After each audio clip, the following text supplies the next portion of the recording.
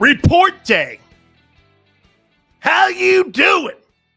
Sounding crystal clear. SOS, all out there that listen to Big Sills on the day of reporting. Our microphone situation has been resolved. I wonder why. Because it's the epic journey on how we will cover the NFL and most notably your Philadelphia Eagles, the defending world champion Philadelphia Eagles. On the day that they report, Big Sills is coming in loud and clear. Let me hook you up on something, M. Reyes. Big Sills is always plugged in. How you doing? I just showed Xander this. By the way, before we get going, Super Chats to the top. Like button, please hit it.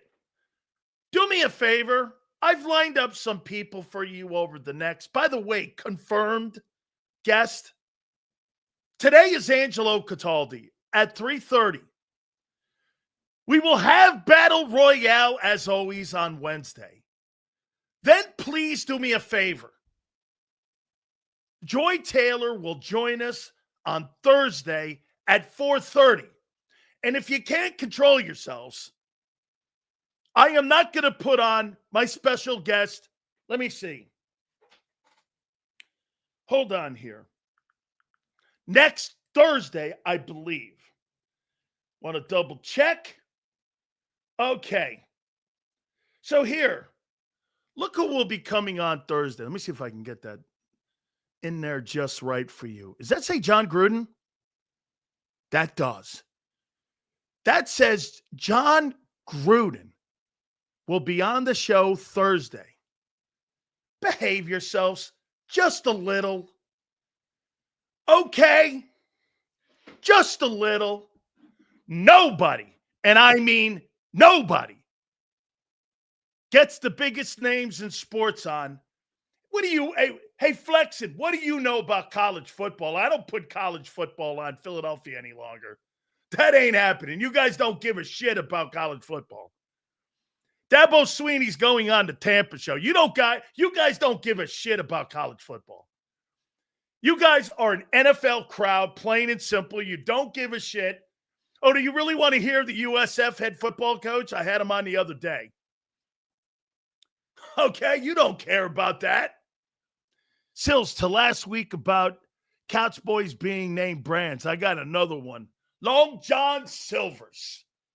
I actually like Long John Silver's. That's all right, man. You're an Ohio State guy. Okay, that's good. I know Ryan Day.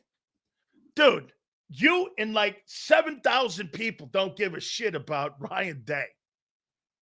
Frank Reich, the only reason you cared about him because he delivered a Super Bowl as your OC with the Eagles. Okay? I mean, my friends, yeah, we hear it. It's a good question. Sills, where can I find the show? Go over to my Twitter page or X, and there's a link there, I believe. I don't know. You know what I'll do? Go over to my Twitter page, and I'll show you guys how you guys can get that show. It's 2 hours. It's 10 to noon. Again, we talk Tampa Bay, but here's my bread and butter. And as I say that, I will start the program off with this. Man, hey, before the season even starts, Jerry Jones is chirping at his own guys. What was the quote? Hey, just because we sign them doesn't mean we'll have them. And then, of course, Micah Parsons got his little panties in a bind. And to be fair, Micah doesn't really miss a ton of football. But I think he was referencing more to the fact that sometimes in games, he disappears. Same as Dak Prescott. You get an owner chirping and yet still paying. You know what I would say to Jerry Jones? Shut the fuck up, guy. You're paying me. Either pay me or trade me. That's the difference between the Eagle players and the Cowboy players. They're not committed to being Dallas Cowboys. They're not committed to each other. Every guy in Dallas is on an island. Sill's got to give you props for a guy who had a cup of coffee in the NFL. NFL, you got a lot of big-time guests. Well, I'll tell you why, my friend. I think what happened over the whole process of me and my NFL was because of how it went and how it was and what it should have been. That all the coaches, my wife told the former head coach of the Lions to go fuck himself in a booth with Rich McKay. That's a true story. Biggest mistake I ever made was letting Sileo go. My wife looked over at Rich McKay, honest to God, at a Buccaneer alumni game. My wife, Kim Sileo, said, fuck that guy. It's a true story. Rich goes, did she just tell Wayne Fontes to go fuck himself? And I said, yes, she did. He goes, holy shit. Joe Gibbs was in the building. Crazy. Yes. So we have been fortunate. We have been fortunate. And over the time of our career in radio and in now what we're doing here with JAKIB, my Rolodex is second to none. It's second to none. My Rolodex competes with Rich Eisen and those guys. There's nobody that has bigger guests than we have. And it's just little old Sills for the next 4 hours. And you. Without you guys, those Rolodexes and those guests don't matter. So we count on you. Please hit that like button. Subscribe. I thank you very much. I make a point to you this, though. My passion for the game. I still played 7 years of pro football. And I'm very proud of that. You know, when we had Kurt Warner on, Kurt Warner goes, you should be. So did I. I count those years when I was in the World League and in the Arena Football League. I totally count those years. I was so glad to hear him say that. Ask Sweeney what he knows on Makuba. Ooh, maybe we should get him on. Okay. Maybe we should get Dabo on. I'd forgotten that he was at Clemson before he went to Texas. Absolutely. Seals, you're the man. You have a lot of stoners. You have a lot of stones to do what you do, regardless of any scrutiny and heat. It's only fitting that you cover Philly. That's such a great line. And yes, it's true. I would never want to cover any place else where fans give it to you back as much as I give it to you. It's the best relationship I've ever been in, talking sports. Because quite frankly, I don't really give a shit about other guys on the air. Now, I care about Xander because Xander's come a long way, and I like to see where he's going.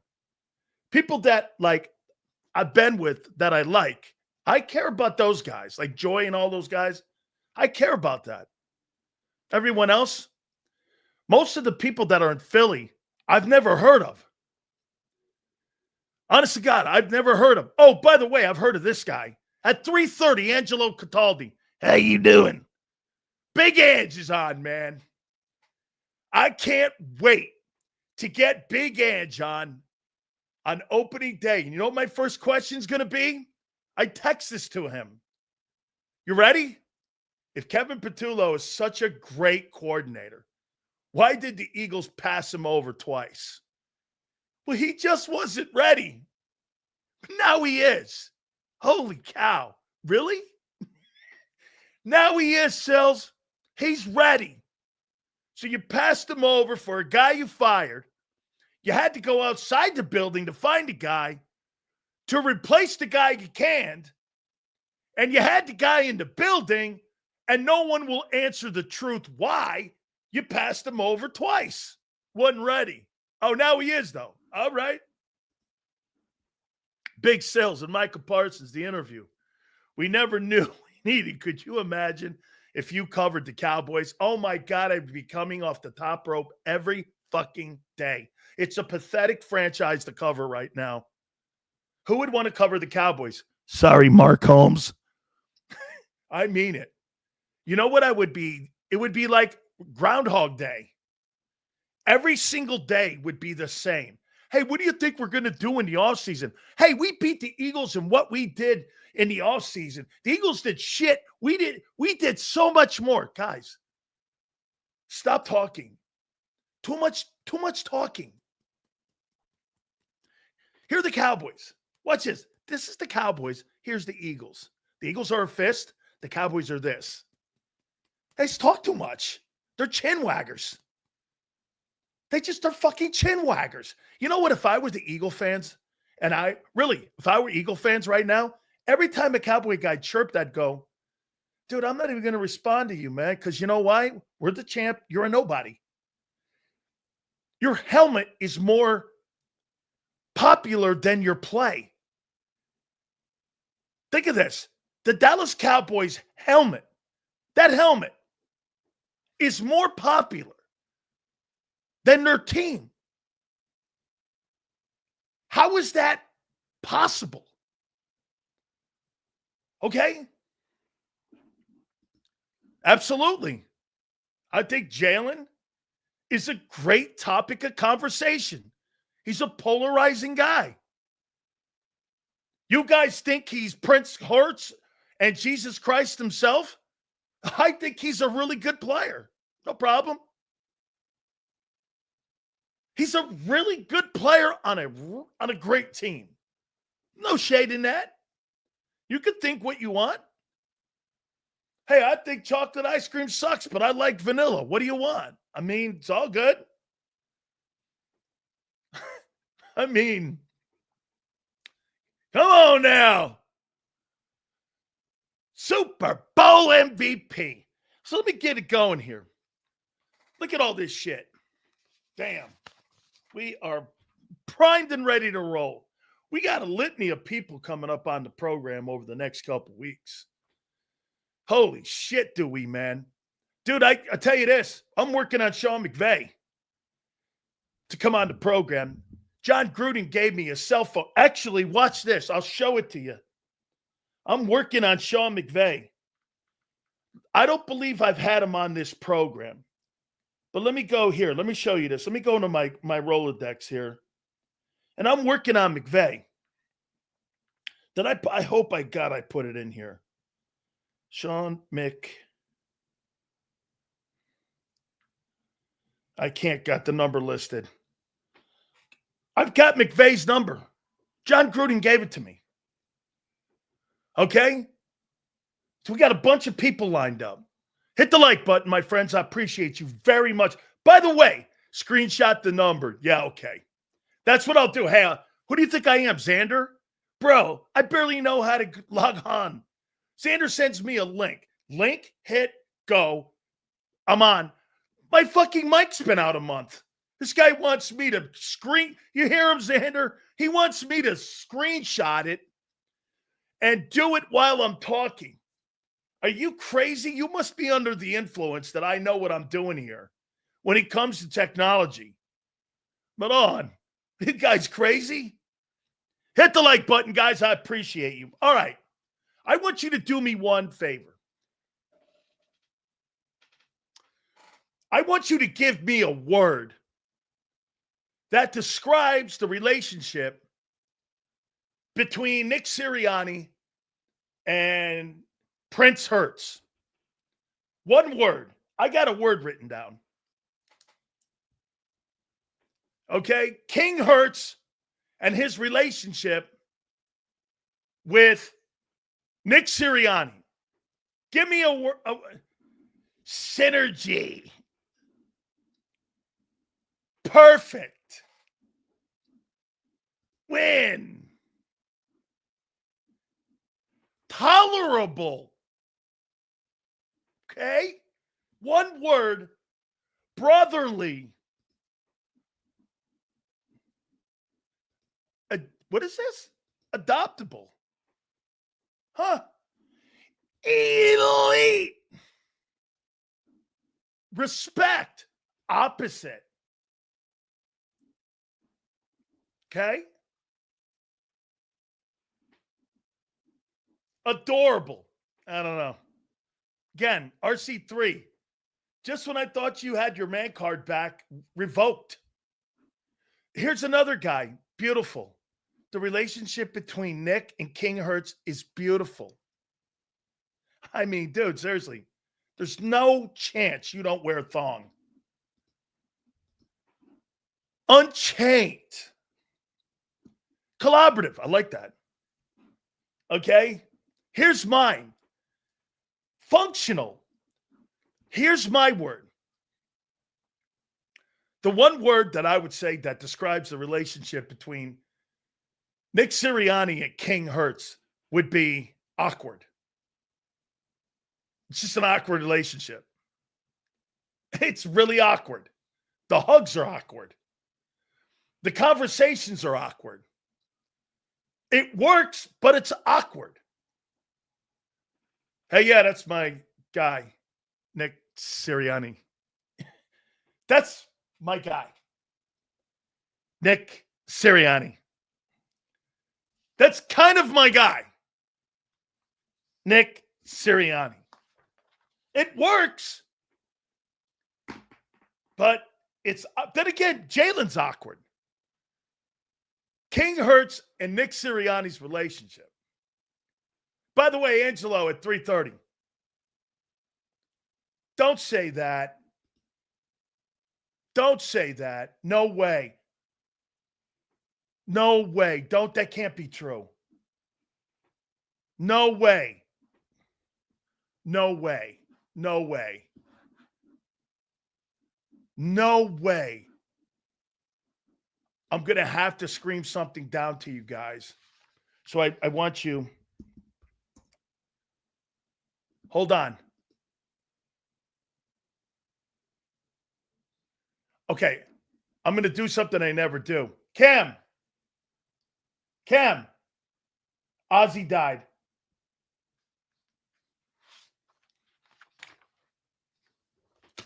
Here's what and why it's important to us. So when I was at Fox Sports Radio, there was a show called, what was it? Rockline. And all the famous people would come in. Elton John would come in, Ray Manzarek from The Doors. A whole bunch of people used to come in the Rockline. Henry Rollins is a friend of mine. And Henry Rollins was the host of that show right in the studio next to me at Fox Sports Radio, which is Premier Radio. Okay? And guess who came in? His wife and Ozzy came in. My daughter must have been, she's not going to say anything, but Dee Dee must have been, I don't know, months old. And we walked into the green room, and there was Ozzy sitting on the couch. He goes right down on the floor where Danielle was, picks her hand up, shakes her hand. Hey, little one, how you doing? How you doing? What's going on? Just like that. My daughter met Ozzy Osbourne, and Ozzy shook her hand. She was like, I don't know, weeks old maybe. And we took him in there, and he was so cool. His wife was great, man. And I'm a huge fan of Ozzy Osbourne. I seen Ozzy when I was in college, and I saw him right before he did a big show in D.C. Dude, what an absolutely huge loss that is. Man, Ozzy's passed away. Just an absolutely sensational guy, man. He was so cool to my daughter. He really was. Man, Ozzy's passed away. What was he, 76? He passed away. Well, how old was he? 76. Damn. Rest in peace, Ozzy Osbourne, man. Unbelievable. All right, guys, we will do the show in honor of the Big Oz. Man, I love that guy. Really cool to my kid. I'll never forget that. Him meeting my daughter like that. With Black Sabbath and then on his own. Incredible. All right. Yeah, so back to regularly scheduled programming. I would say the relationship is awkward. But it works. It totally works. Those guys have done great things together. Let me see this. I would make this point to you that it's the greatest quarterback coach combination in Eagle history. Is that correct? Would you not agree? Right? Jason 18, thank you for the super. Big Sills, your thoughts on Jones about Parsons and that whole interview. How about Brown saying Pickett starts training camp? QB1, not a shocker. Whoever thought that Shedeur Sanders was going to be a starting quarterback in the NFL is insane. Why? Because his dad's Deion? I never thought that guy was that good. I thought he was okay for a college quarterback. I never thought that guy was good. I never saw a pro quarterback. I don't care what kind of coaching he had. He's 13-12. He almost won like the Alamo Bowl. Guy gets his jersey retired. Every single thing in his life has been handed to him. He's not that good. Don't kid yourself. You know, you could be raised in that environment, but so was Chris Sims. He was raised in that environment too. At least Sims got paid. Chris Sims got paid. Bucks gave him a $9 million contract. I mean, Sims was okay. I don't know who Shedeur is. I thought Shedeur was a good system college quarterback. I didn't think he was great, nor does the NFL. Kenny Pickett starting in Cleveland? Okay, sounds about right. He's younger than Joe Flacco, and he's better than Shedeur. How's that shocking? Now, Jerry Jones, typical Jones. Let me get the headlines, and we'll talk more about him with Michael Parsons. The Cowboys are a train wreck. I don't care what people say. You know, the Eagles have situations where you're talking about who's going to play what position and who's going to play this position. The Cowboys are throwing stones at one another. Let them. You know what? If I'm the Eagles, the Rams, the Bucks, the Packers, the Lions, the Redskins, I'll let the Cowboys just wallow in their own bullshit. They're just wallowing in their own bullshit. Not going anywhere like that. That's not an organization. That's a frat house. The Dallas Cowboys are a frat house of millionaire players. And here, do you agree with this line about Jerry Jones? How about this? Let me put this deal on the table. Let me hear what Eagle fans think. And I'll ask Mark Holmes this tomorrow. If I made a deal with Jerry Jones with this, Jerry, if you shut your pie hole for an entire year, not say anything, not comment on any players, and it would give you a Super Bowl at the end of the year, I believe Jerry Jones would say no deal. Do you guys agree? I think he'd say no deal. No deal. No deal. Right? Hey, no deal. He'd go no deal. Jerry Jones likes to have the spotlight on him. Dude, when the Cowboys face of their franchise is their owner, you got a problem. The face of the franchise in Philly is Hurts. It's King Hurts. Buffalo, it's Allen. I can go down the list. The Dallas Cowboys are the only franchise where the owner is the face of the team. There lies your problem. Jerry likes being a TV star. He doesn't like being a pro football owner. Get this. Jerry Jones is nobody without that team. That's his identity. His identity is as pathetic as a player that says football is their identity. Bro, footballs can't be your identity in life. It's what you did. That can't be your identity. I refuse to have that as my identity. That is not my identity. Dude, I'm a creature of a lot of identities. I like that. I've done, and why I have done a lot of different things. I don't want to be defined by one thing. Albeit, I got to say, the guy makes a shitload of money. But can you imagine this? Hey, Jerry, I'll give you a Super Bowl championship at the end of the year if you shut your face. Nope. No deal. Okay? No deal. Hit the like button. Supers go to the top. All right. So did I take that one? Yes. So here, July 22nd. Where's Reed Blankenship's deal? So he's going to have it in September. Wait a minute. Here's how the goalposts have been moved. I've heard, well, he'll have it before the start of training camp. Okay? Well, that's come and gone. He'll have it now before when? Let's move the goalposts some more now. Okay, let's move it. Okay, we've moved it 3 times. First it was, we'll get it in the offseason, sometime in the offseason. Okay. Possibly past June 1st. Well, that didn't happen. That came and went. Then I heard at the beginning of camp. Well, that came and went. Now, camp has started. So where now? Where are you guys now in this? Where are we now? Started the season in September? Okay, so this will be the 4th time we've moved the goalpost on Reed.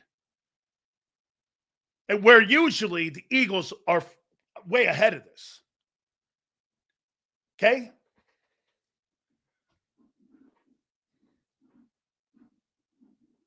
Well, so when?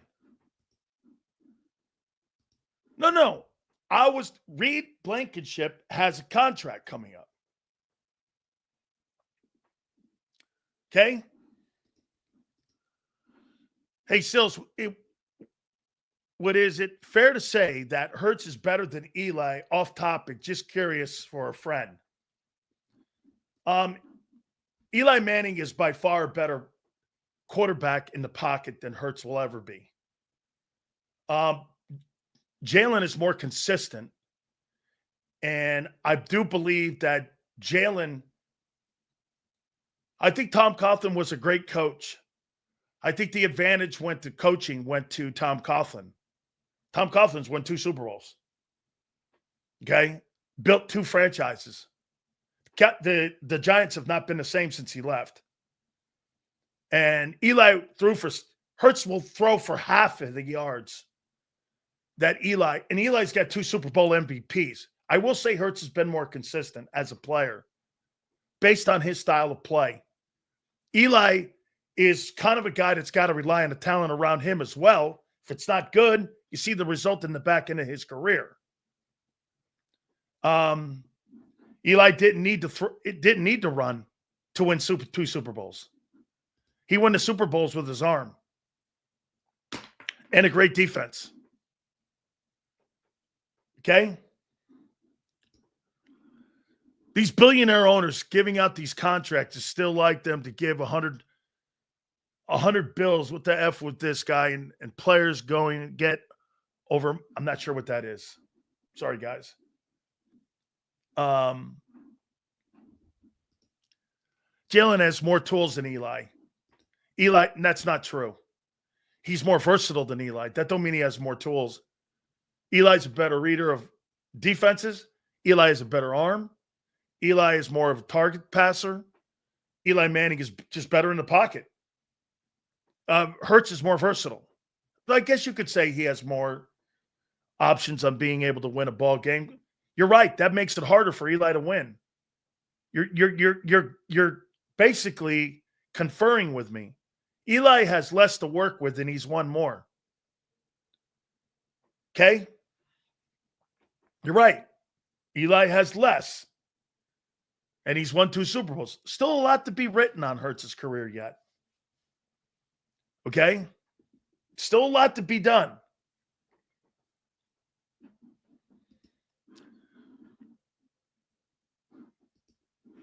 So, yeah, but look, I think Eli's okay. I think he's a good ball player. All right.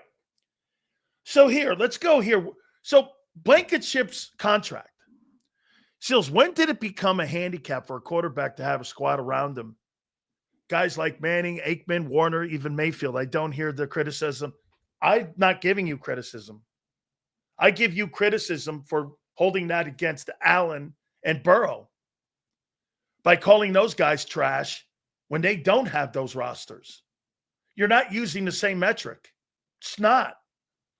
I think those guys having great teams around them is a testament to the organizations, their GMs, their coaches around them, and the things they do on building the team and building a team around a quarterback.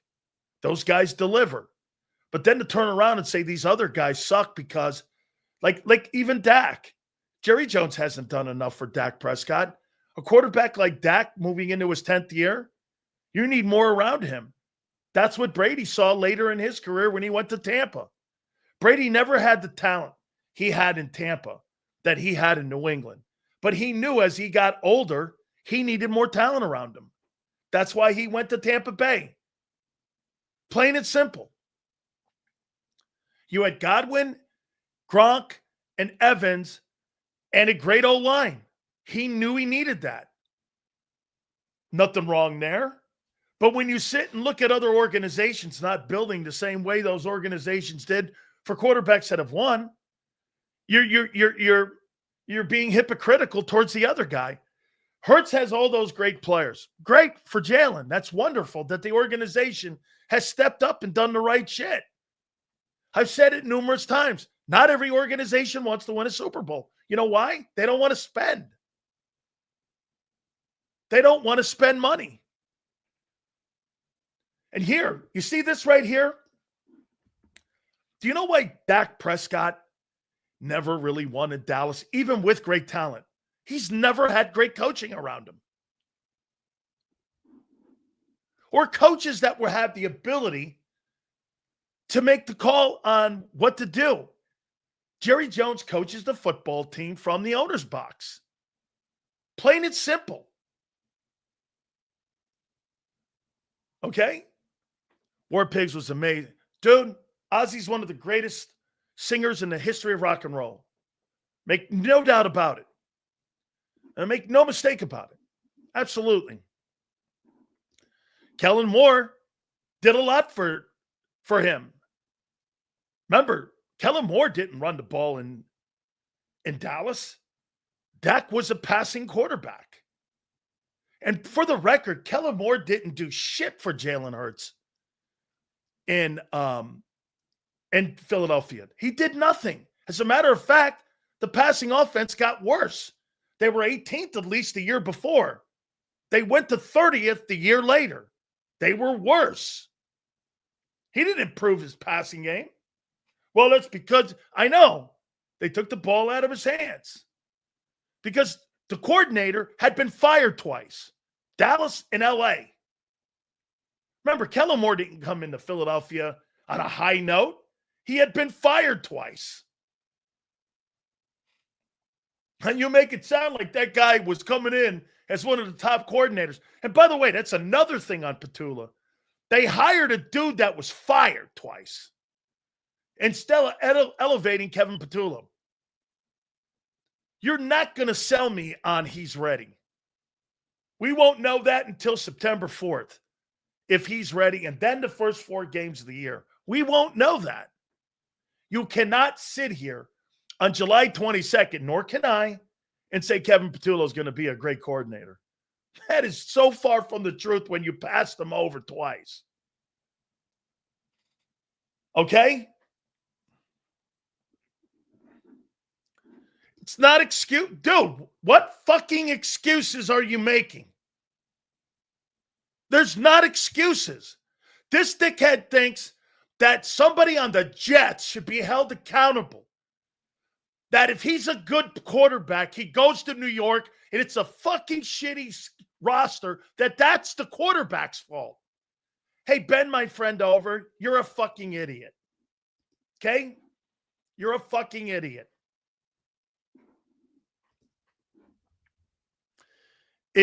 We threw it more than 25 times. Jalen looked elite with Kellen.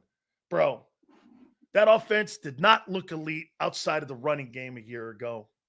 Don't get over your skis. Stop making things up that never happened. That wasn't how the season rolled out. As a matter of fact, you didn't even have the best regular season in the league a year ago. That was in Detroit. You make it sound like you had the best regular season in the NFC. You did not. You didn't. You didn't win the most games.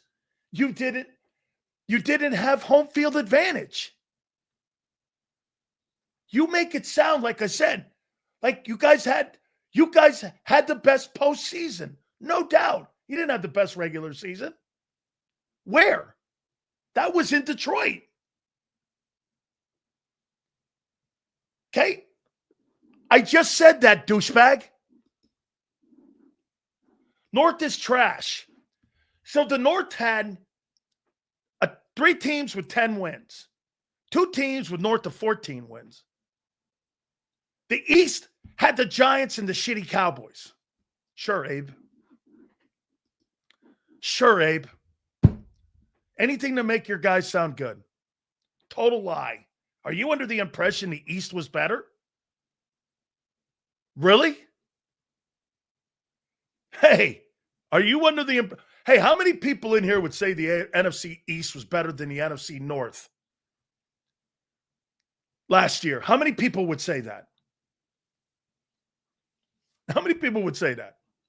Well, the East was better with the pathetic Giants.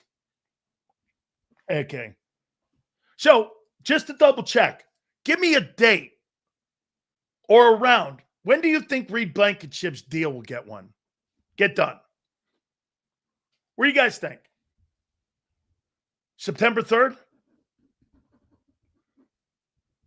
Let's because you held me accountable. You've moved the goalpost 3 times on the Reed deal. So where are we going now here? I said the deal's not getting done till the end of the year. September 3rd. All right. So, Lamar, September 3rd. September 3rd, the deal will be done. Right? Okay. Because before you said off season, post June 1, started training camp. Then, now it's the beginning of day before the opener on Thursday night. Okay. Let's see what happens. Got to put that down in my book. September 3rd. That obviously means when you sign him, Sidney Brown's out. Is that correct? He's odd man out. What do you do with him? You're not going to extend him. So what do you do with him? What do you do with Sidney?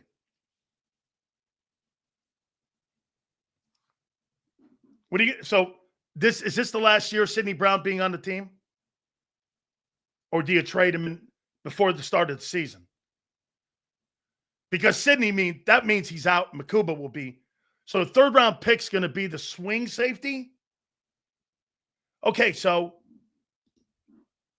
how many 3rd rounders do you have on your football team that are backups right now? Let's see.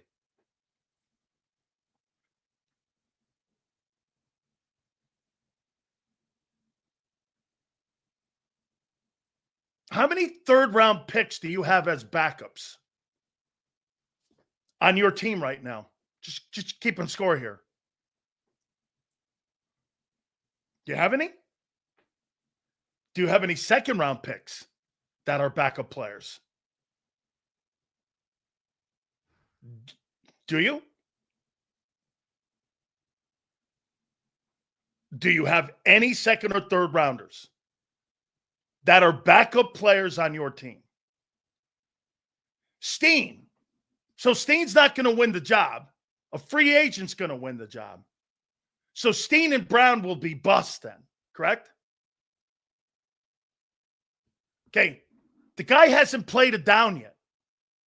How do you know he's a backup? How do you know he's not behind Booker?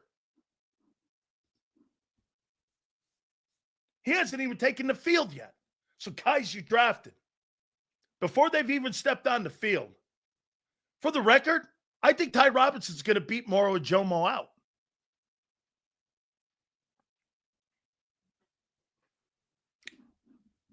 Oh, by the way, so you're going to extend Nakobe Dean in the offseason, is that right? Trotter was a 5th rounder. So just checking. You're extending Keely Ringo and Nakobe Dean in the offseason. Is that what you're saying? So Nakobe, who is, quite frankly, eligible for an extension right now, and Keely Ringo at the end of the year, you're extending them. Is that right?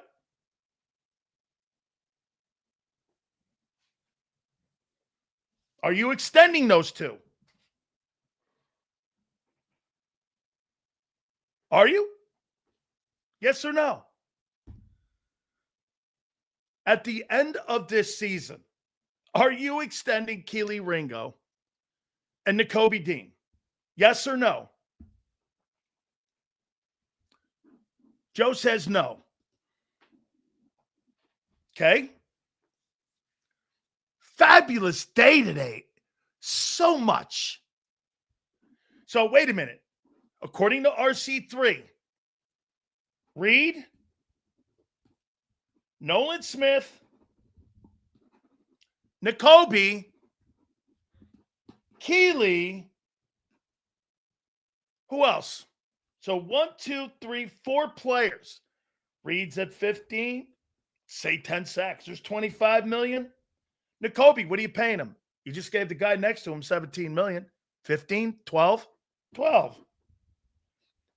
Keely, 4 picks, 20 million. Wow. Man. No wonder you guys are worried about 26 and not 25. Sure, a lot of dudes to sign. Sure, a lot of guys you're hoping have a good year. I can't wait. How you doing? So Nakobe's now getting signed, and he's not even going to be ready for the opener. Nice logic. I like it. And you drafted a guy to replace him. So let me ask you this.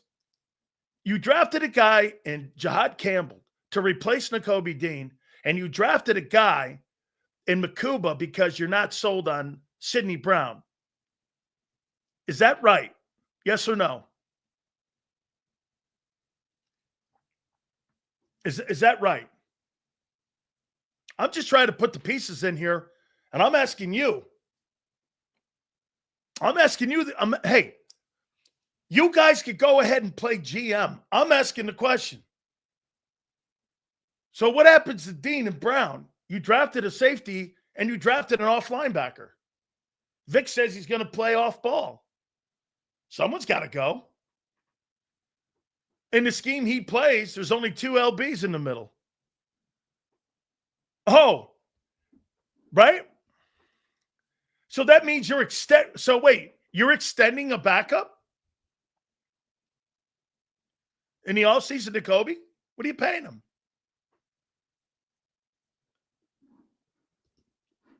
Seals, when I moved from Virginia back to North Carolina, I was playing Mama.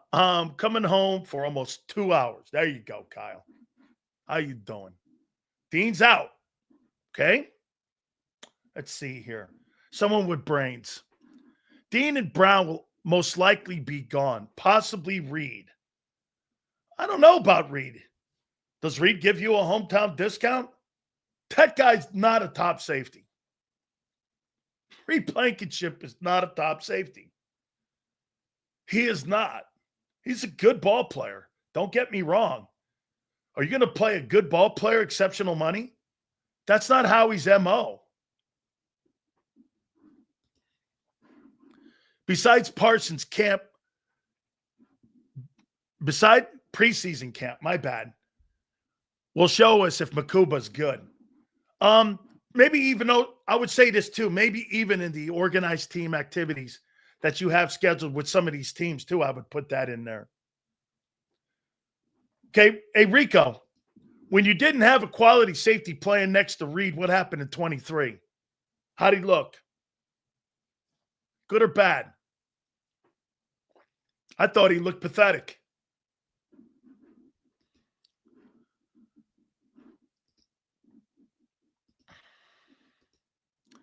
Reed will take a discount if he wants to extend his career. The only guy that's taken a discount in Philly's been Devontae Smith. He's the only player that you think Jalen Carter's going to take a discount?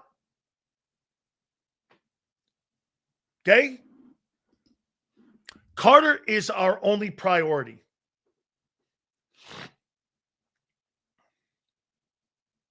Maybe. Reed will get a deal.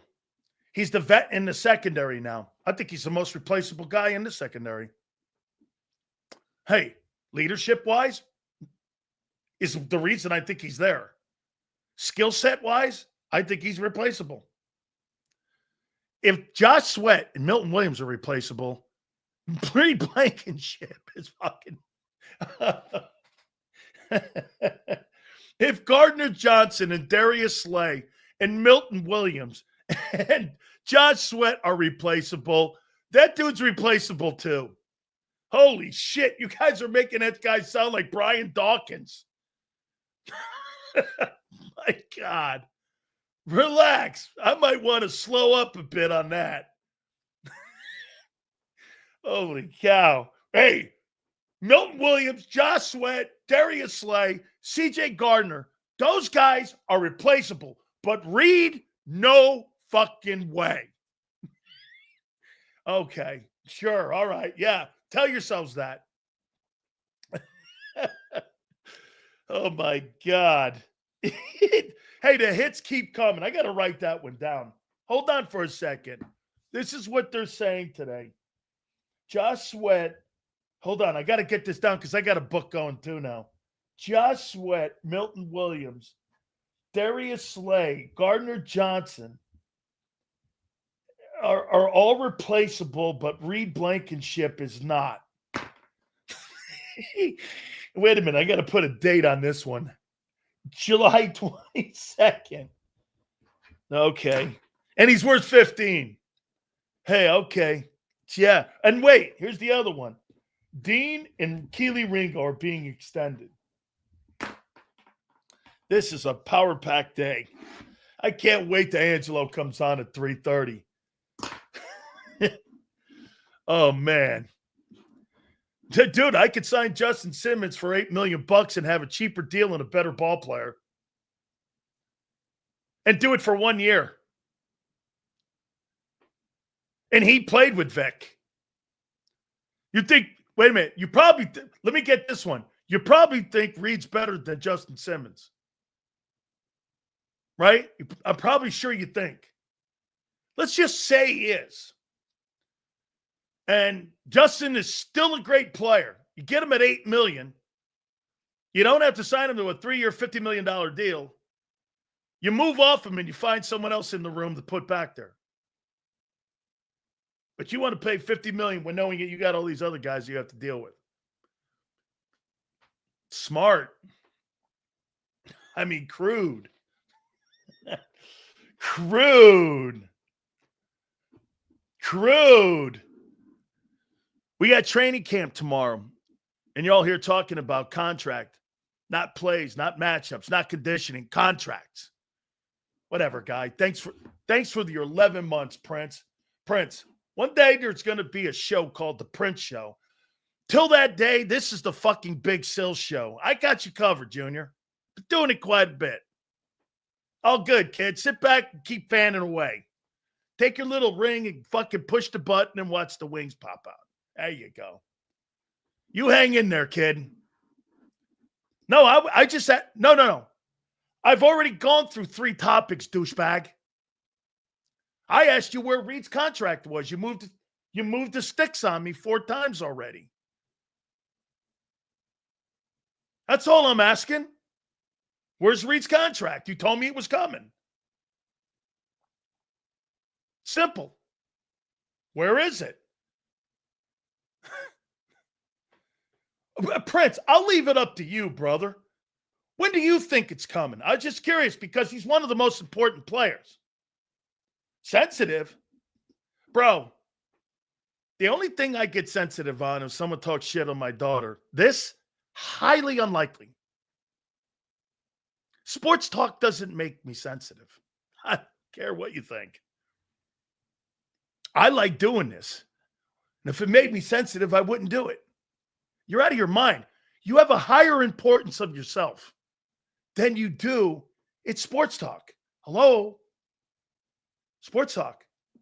You see a guy like this here? I've been doing this for 35 years. This guy thinks this bugs me? Kid, stand in line. I got a line around my building for the people that give me shit every day. Go stand in line and pick a number. I mean, I got a line from here to Miami.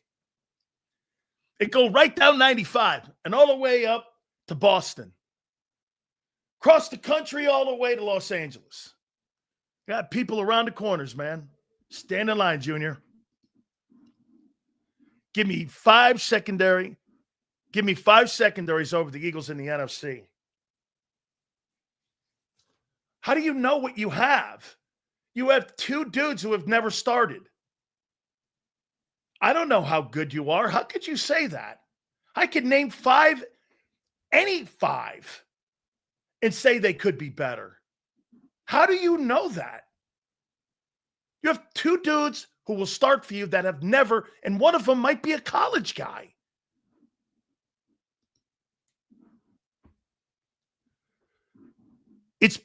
It's a painful truth and replaceable, and we can upgrade the position with a cheaper guy. Correct. Yes, kid. Here, let me lay it out. The safety will be a new starter. The corner will be a new starter in your secondary. 1, 2. It's called adding math. Very simple, kid. 1, 2. I know 3 might be a reach for you. 1, 2. I mean, lots of fun. Oh, Maron to me. This is great. Okay. I mean, 1, 2 have never started for you. Okay. Simple. Come on, James. James, hang on, James. Okay. Oh, yeah. Ooh, boy, I never looked at it like that. Highly sensitive. No, that'd be you, kid. Anytime you talk about your girlfriend hurts. You want to see sensitive? I'll show you a whole city cry. Hey, dude, I could make a whole city cry if I had to. All you got to do is call the guy a caboose and everybody in the fucking room cries. Talk about sensitive. Hey, how you doing? And my boy M. Reyes there. By the way, I got a favor to ask you. I'm going to do it one last time here. I'm getting Joy Taylor on Thursday at 4:30. Behave yourselves. Okay? Behave yourselves. Try to behave yourselves. Okay? Okay? Is that what you think? I'm sensitive. Watch this. Hurts is in the top 10 quarterback. Like you guys get electrocuted. He sucks in the pocket. It's like you guys have palsy. Oh, my God. Sensitive. You mean hilarious. More to it than anything. All right. Here, let's do this. Oh, my God. I got one for you. Hold on here. I got this one here. Give me the 10 best rosters in pro football right now.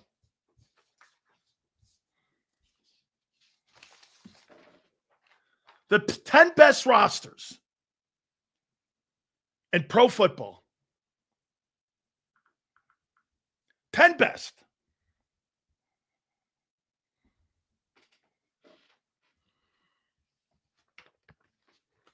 Ten best rosters.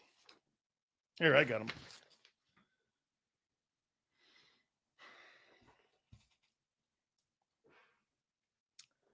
Let's see. Birds won.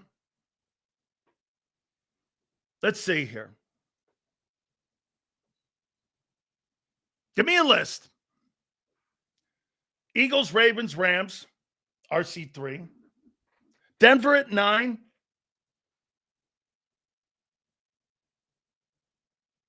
You know, I debated on Denver. Okay? Top 10. No. Ravens, Eagles, Rams, Texans. You just changed my mind on something there, Lamar. Lamar, you just changed my mind. I forgot that team.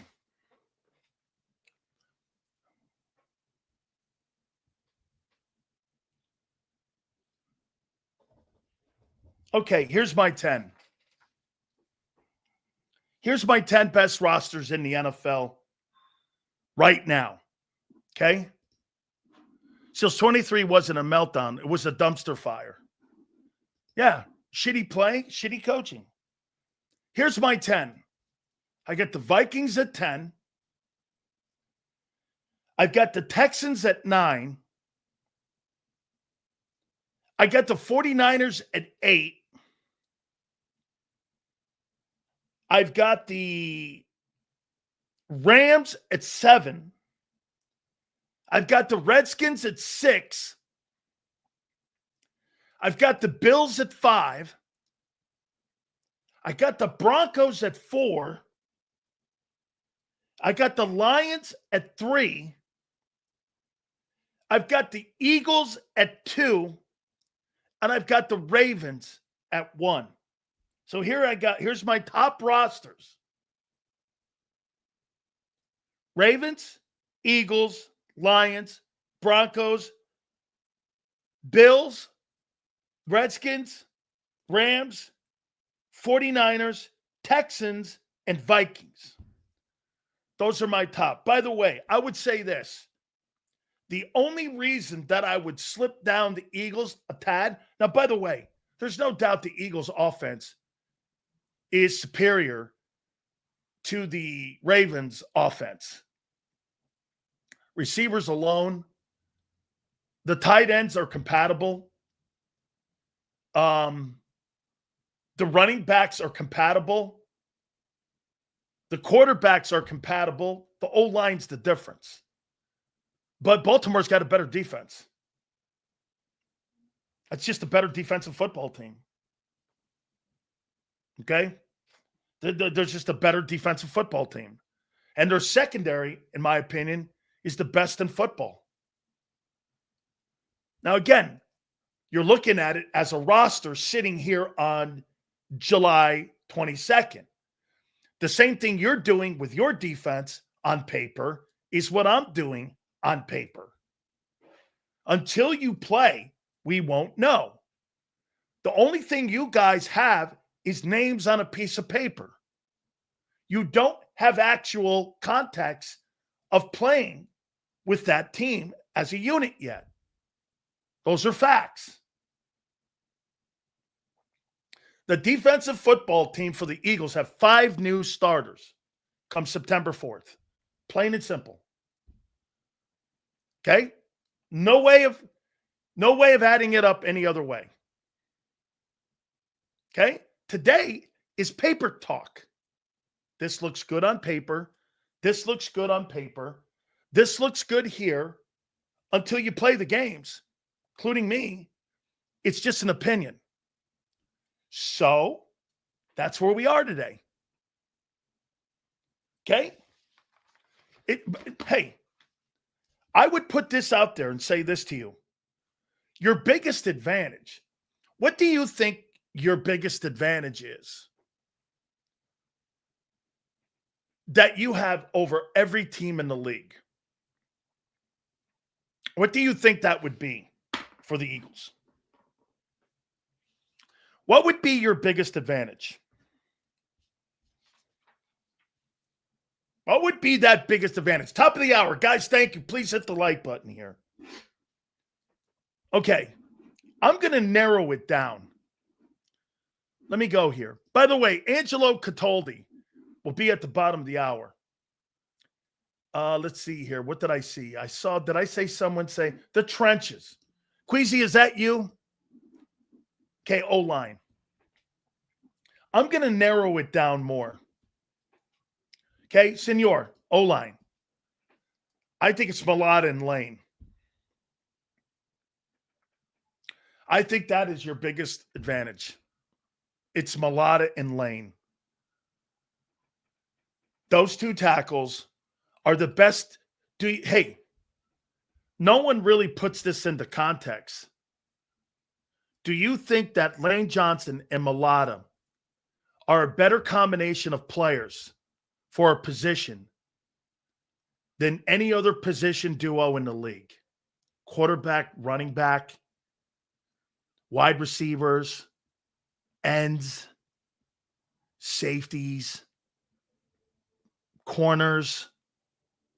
Is there a better duo than those two guys in all of the NFL?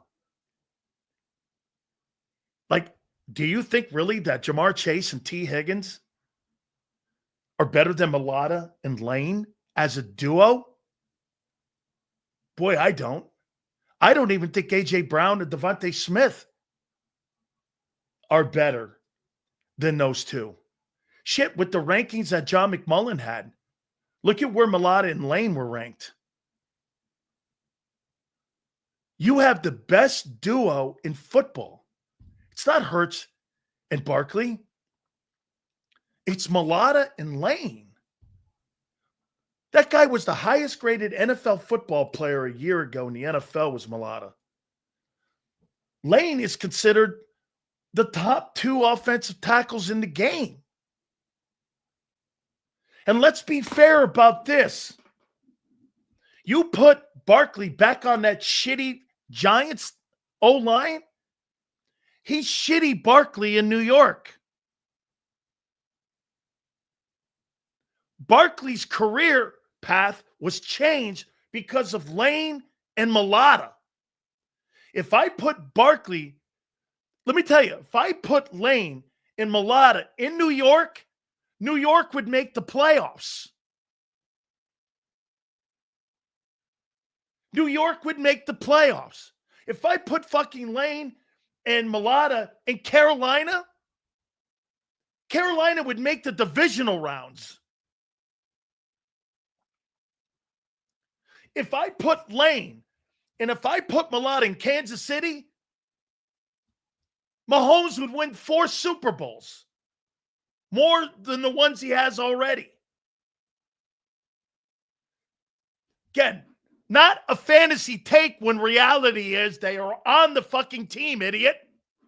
It's not a fantasy take. They are on your team. They are your biggest advantage. Fantasy would be wishing you had them on your team. This guy, Jay Brown, is a fucking toolbox. He can't follow along. Do you know the average attention span of a child that's under 1 year old is 2 seconds? What's your excuse? My point is, you have these two dudes on your team.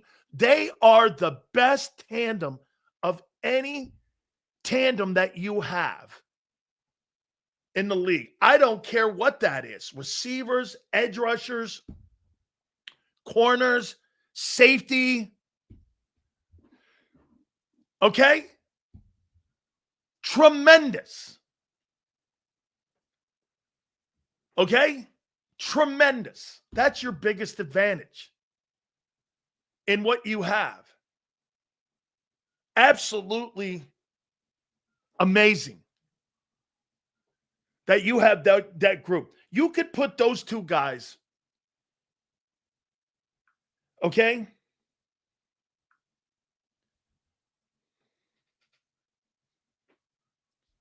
You could put those two guys on any team and you would have an impact on making a team. Okay? Best tandem of offensive tackles I've seen since Jones and Hutchinson. I think that's Walter Jones, right? Guys are great. Okay? Those guys are great. Nobody has said that you don't have the personnel. You have 5 new starters, douchebag. Man, you hear what you want to hear. You people are sensitive. I mean it, man. You guys are clearly sensitive. I'm giving you kudos. By the way, we're going to start randomly picking people who make common sense here. Okay? Other than that, some of you guys, thank you for the algorithm. Can't thank you enough. That's what puts us a head and shoulders above the rest of the league right now. The front office is working at another level. Amen, dude. Totally. Mailata hadn't played the game before ever. Now he's a potential Hall of Famer. Absolutely true. Absolutely true. You guys have the best offensive tackles in pro football, and that is my take, where you guys are separating yourselves from everyone else in the league. It is remarkable to see how great, like, I'm trying to think in NFL history. Have you had better tackle tandems than Lane and Mailata? You know, you'd have to go back during the salary cap era. Can you think of two? Like you said, Hutchinson and Jones would be the only other guy. Well, wait, that was pre-cap. Get this. How many people think Runyon and Trey? It's a great take here. I appreciate that. Okay? How many people think that Runyon and Trey were better than Mailata and Lane? When the last 3 years, these guys have gone to 2 Super Bowls in 3 years. What do you think? Runyon's a great player. Absolutely great player, but I don't think that tandem's better. Okay, I just don't.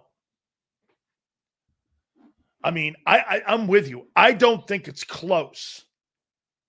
Okay? Mailata and Lane have rings before their names and a massive amount of winning. Okay? What did Peters? I must have missed it. What did Peters and Lane win? I missed it. What did Jason Peters and Lane, what did they win? Maybe I'm wrong. What did they win? I thought Jason Peters missed the Super Bowl. Jason Peters didn't play in a game. I know he played in 17, but he didn't play in the playoffs. Did he play in the playoffs?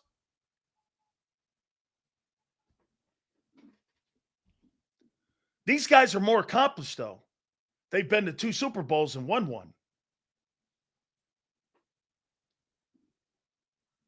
Okay, did Jason Peters play in the playoffs? Did Jason Peters play in the playoffs? Yes or no? Yes or no? Did he play in the playoffs? No. Thank you. Shut the fuck up, Prince. Absolutely. He did not. Okay. Mailata and Lane might be the best tandem of tackles I have seen in quite some time. I mean, amazing. And there's your advantage. My point, once again, is there's not a better tandem. And I don't care what the position is in football. Okay? I don't care what it is. All right. So let's go here. By the way, bottom of the hour, Angelo Cataldi. So Peters was better than Mulata. Peters did not accomplish anything next to what Mulata has accomplished in his career in Philadelphia. Yes or no?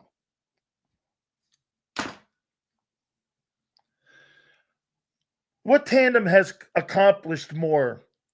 Peters or Lane or Mulata or Lane?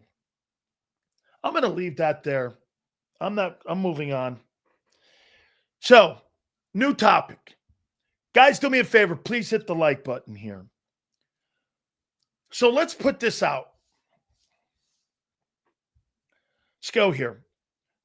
What Eagles will have a tough time?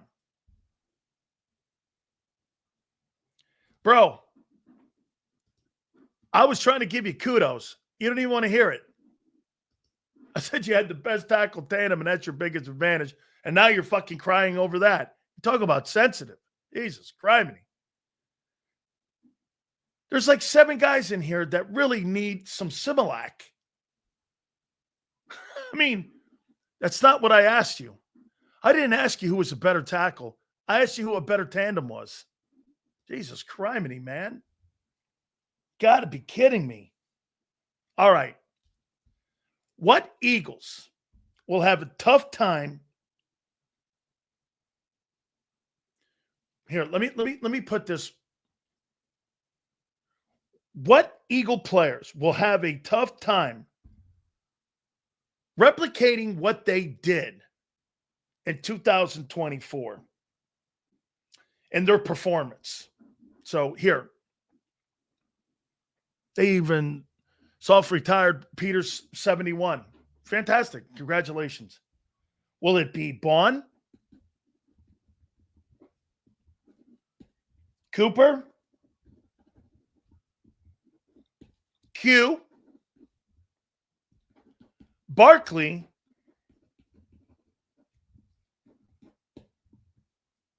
Carter?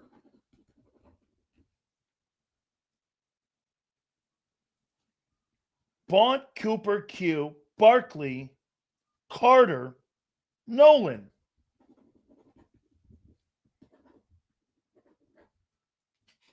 Six guys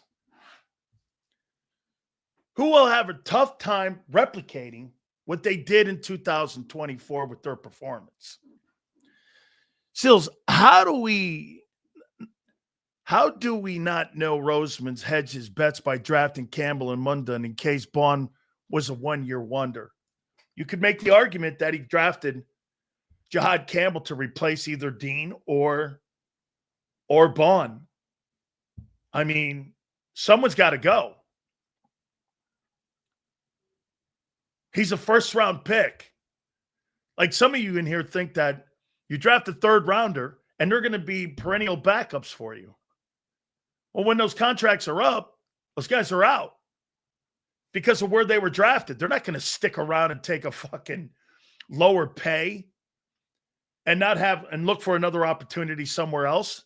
You think if a guy's drafted high in the third or second round, he's going to stick around and not test the market, knowing full well they'll give you a cheesy deal in Philly? Common sense business. Okay. Bond, Cooper, Q. Let's go down the list. Does Bond duplicate what he did in 2024? Yes or no? 2 new edge rushers, 2 new corners behind him. Completely different looking defensive football team. By the way, I don't know. I'm not going to go either way here. I'm just asking a question. Do you think that Zach Bond duplicates his performance at 24.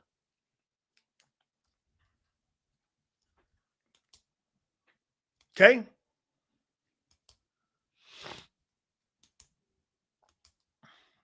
Yes. So you think he's the first team All-Pro linebacker. Okay? Not saying you're wrong. Close. Okay? All depends on the D-line play. Great take? Great take? Yes. A little fall off wouldn't make him bad. Absolutely not. He was spectacular week 1 to week 20. No question. All right? Bond will have the same numbers besides 6 turnovers. Is tough to replicate. Okay? It's not about letting Vic down.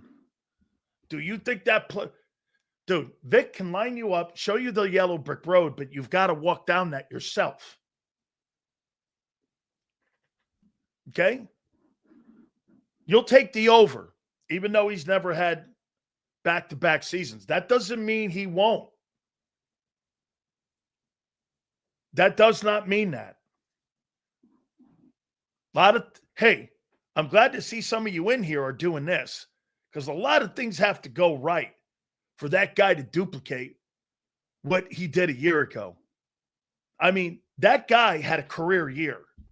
So he's going to follow it up, you think, with a career year again. Well, here's something you have to remember. Vic doesn't bring back the same system. Players will dictate a whole different approach. How can a guy say a second year in Vic's system, a second year in knowing what Vic expects out of you? If you're saying that, sure. But there may be a completely different look in where they play Bond.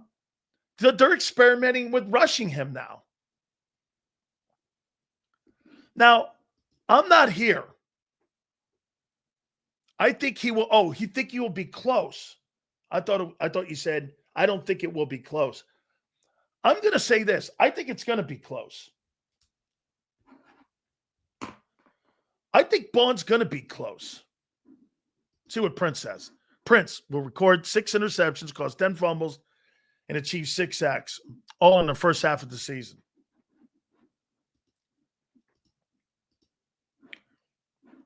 Okay?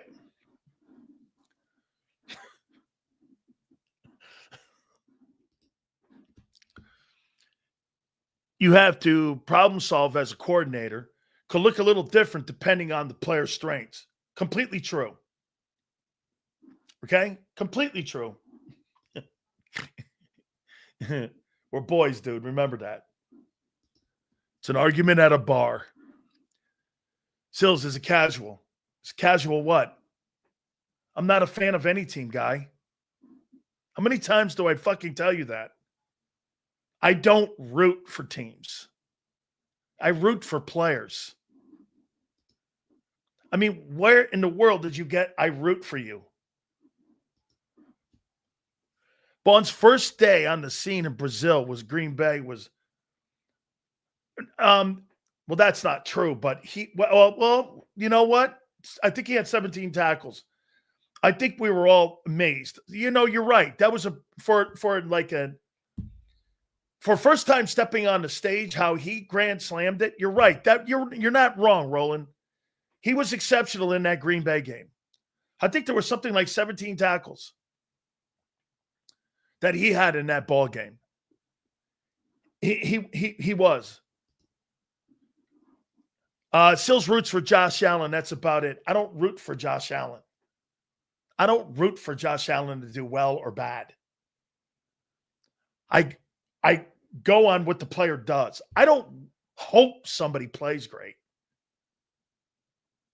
I've never said in my life, I hope he plays great.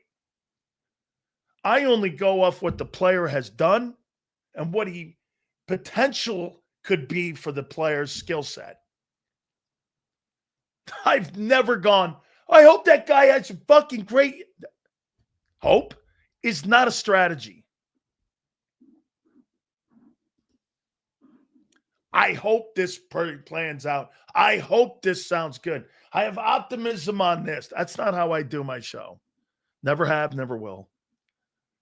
Sills doesn't know the difference between rooting for someone and kissing their ass. The guy won the MVP award, dickhead. I don't know what else. You think kissing someone's ass for complimenting a guy and having a great year and winning the most valuable player award is kissing his ass? Then fucking whatever. Then I guess celebrating a guy winning the MVP award is kissing his ass? Congratulations to him. Okay? Okay. Let's see here. This ought to be good. Sills wiggles his toe. Yeah. And I'll tell you what you do. You need a tampon every time you talk about Hurts. I mean, honestly, dude. Hey, M. Reyes, seriously. You got to go down to the CVS, don't you, every month when Hurts is in his, throwing a pick or something. Who are you kidding? Yeah, man, sad day, bro. Absolutely sad day.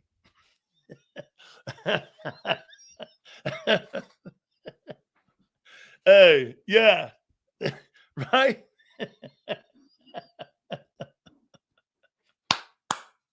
It's going to be a fun year, man. I cannot wait. Cataldi's going to join me in a couple minutes. Holy cow. Hold on here. Let's see what we got. Angelo just sent me a text. Holy cow. Hopefully he's not.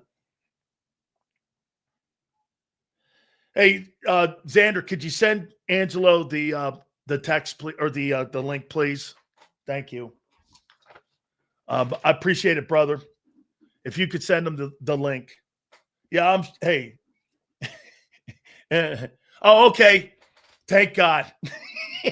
Because it'd be another old guy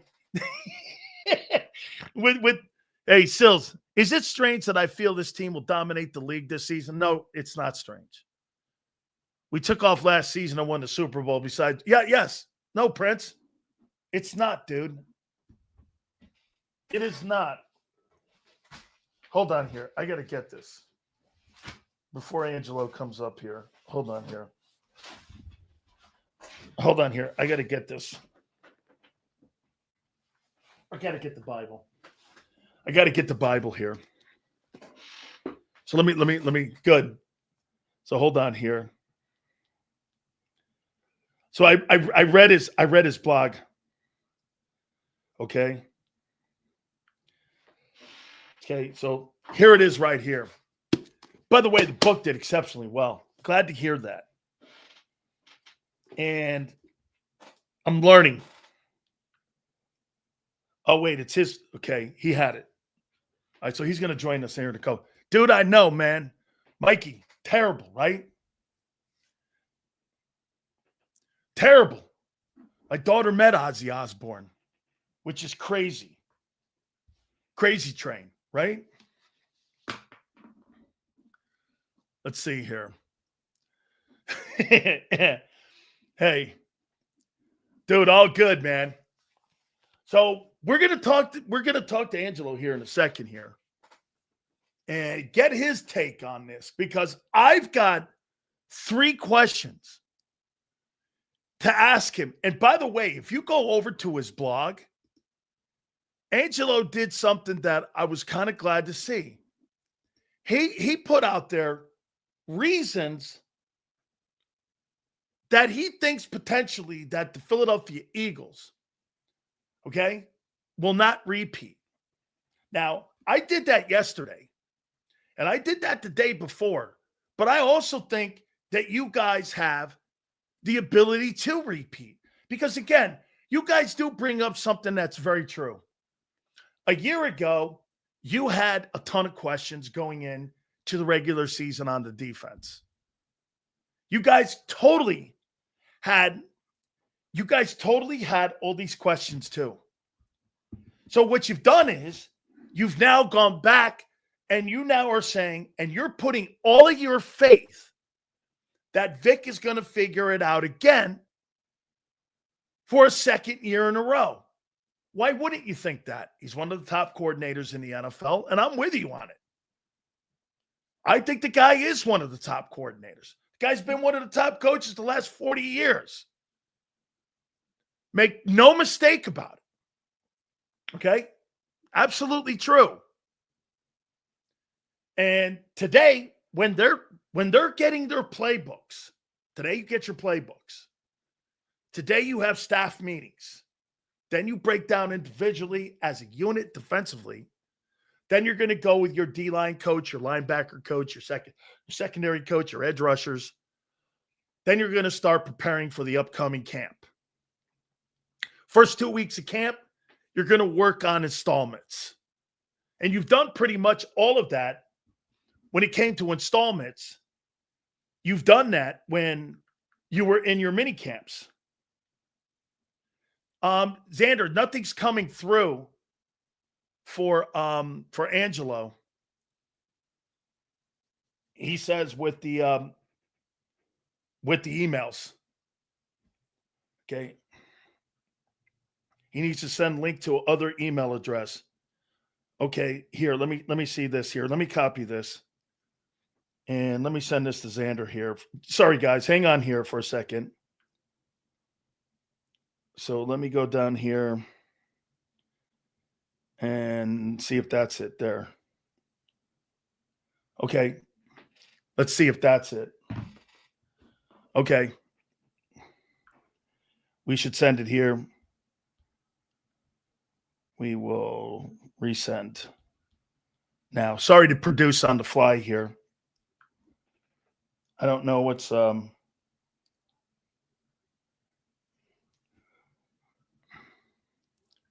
don't know what to do. I don't know what to tell them. We sent again to both. Okay. We sent to both.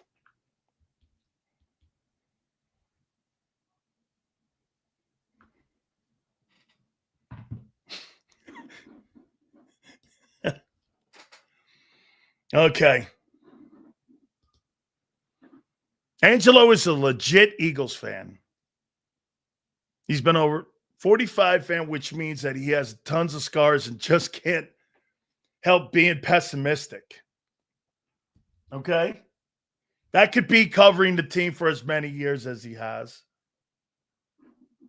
Let's see here. They put tape over Kellen Moore's name on the playbook and wrote Kevin Patullo on it. Okay? That could be. I heard Ed say today that he thinks he's going to be a guy who's going to throw the football a little more, but we shall see. So, again, I got all the way up to, let's see here.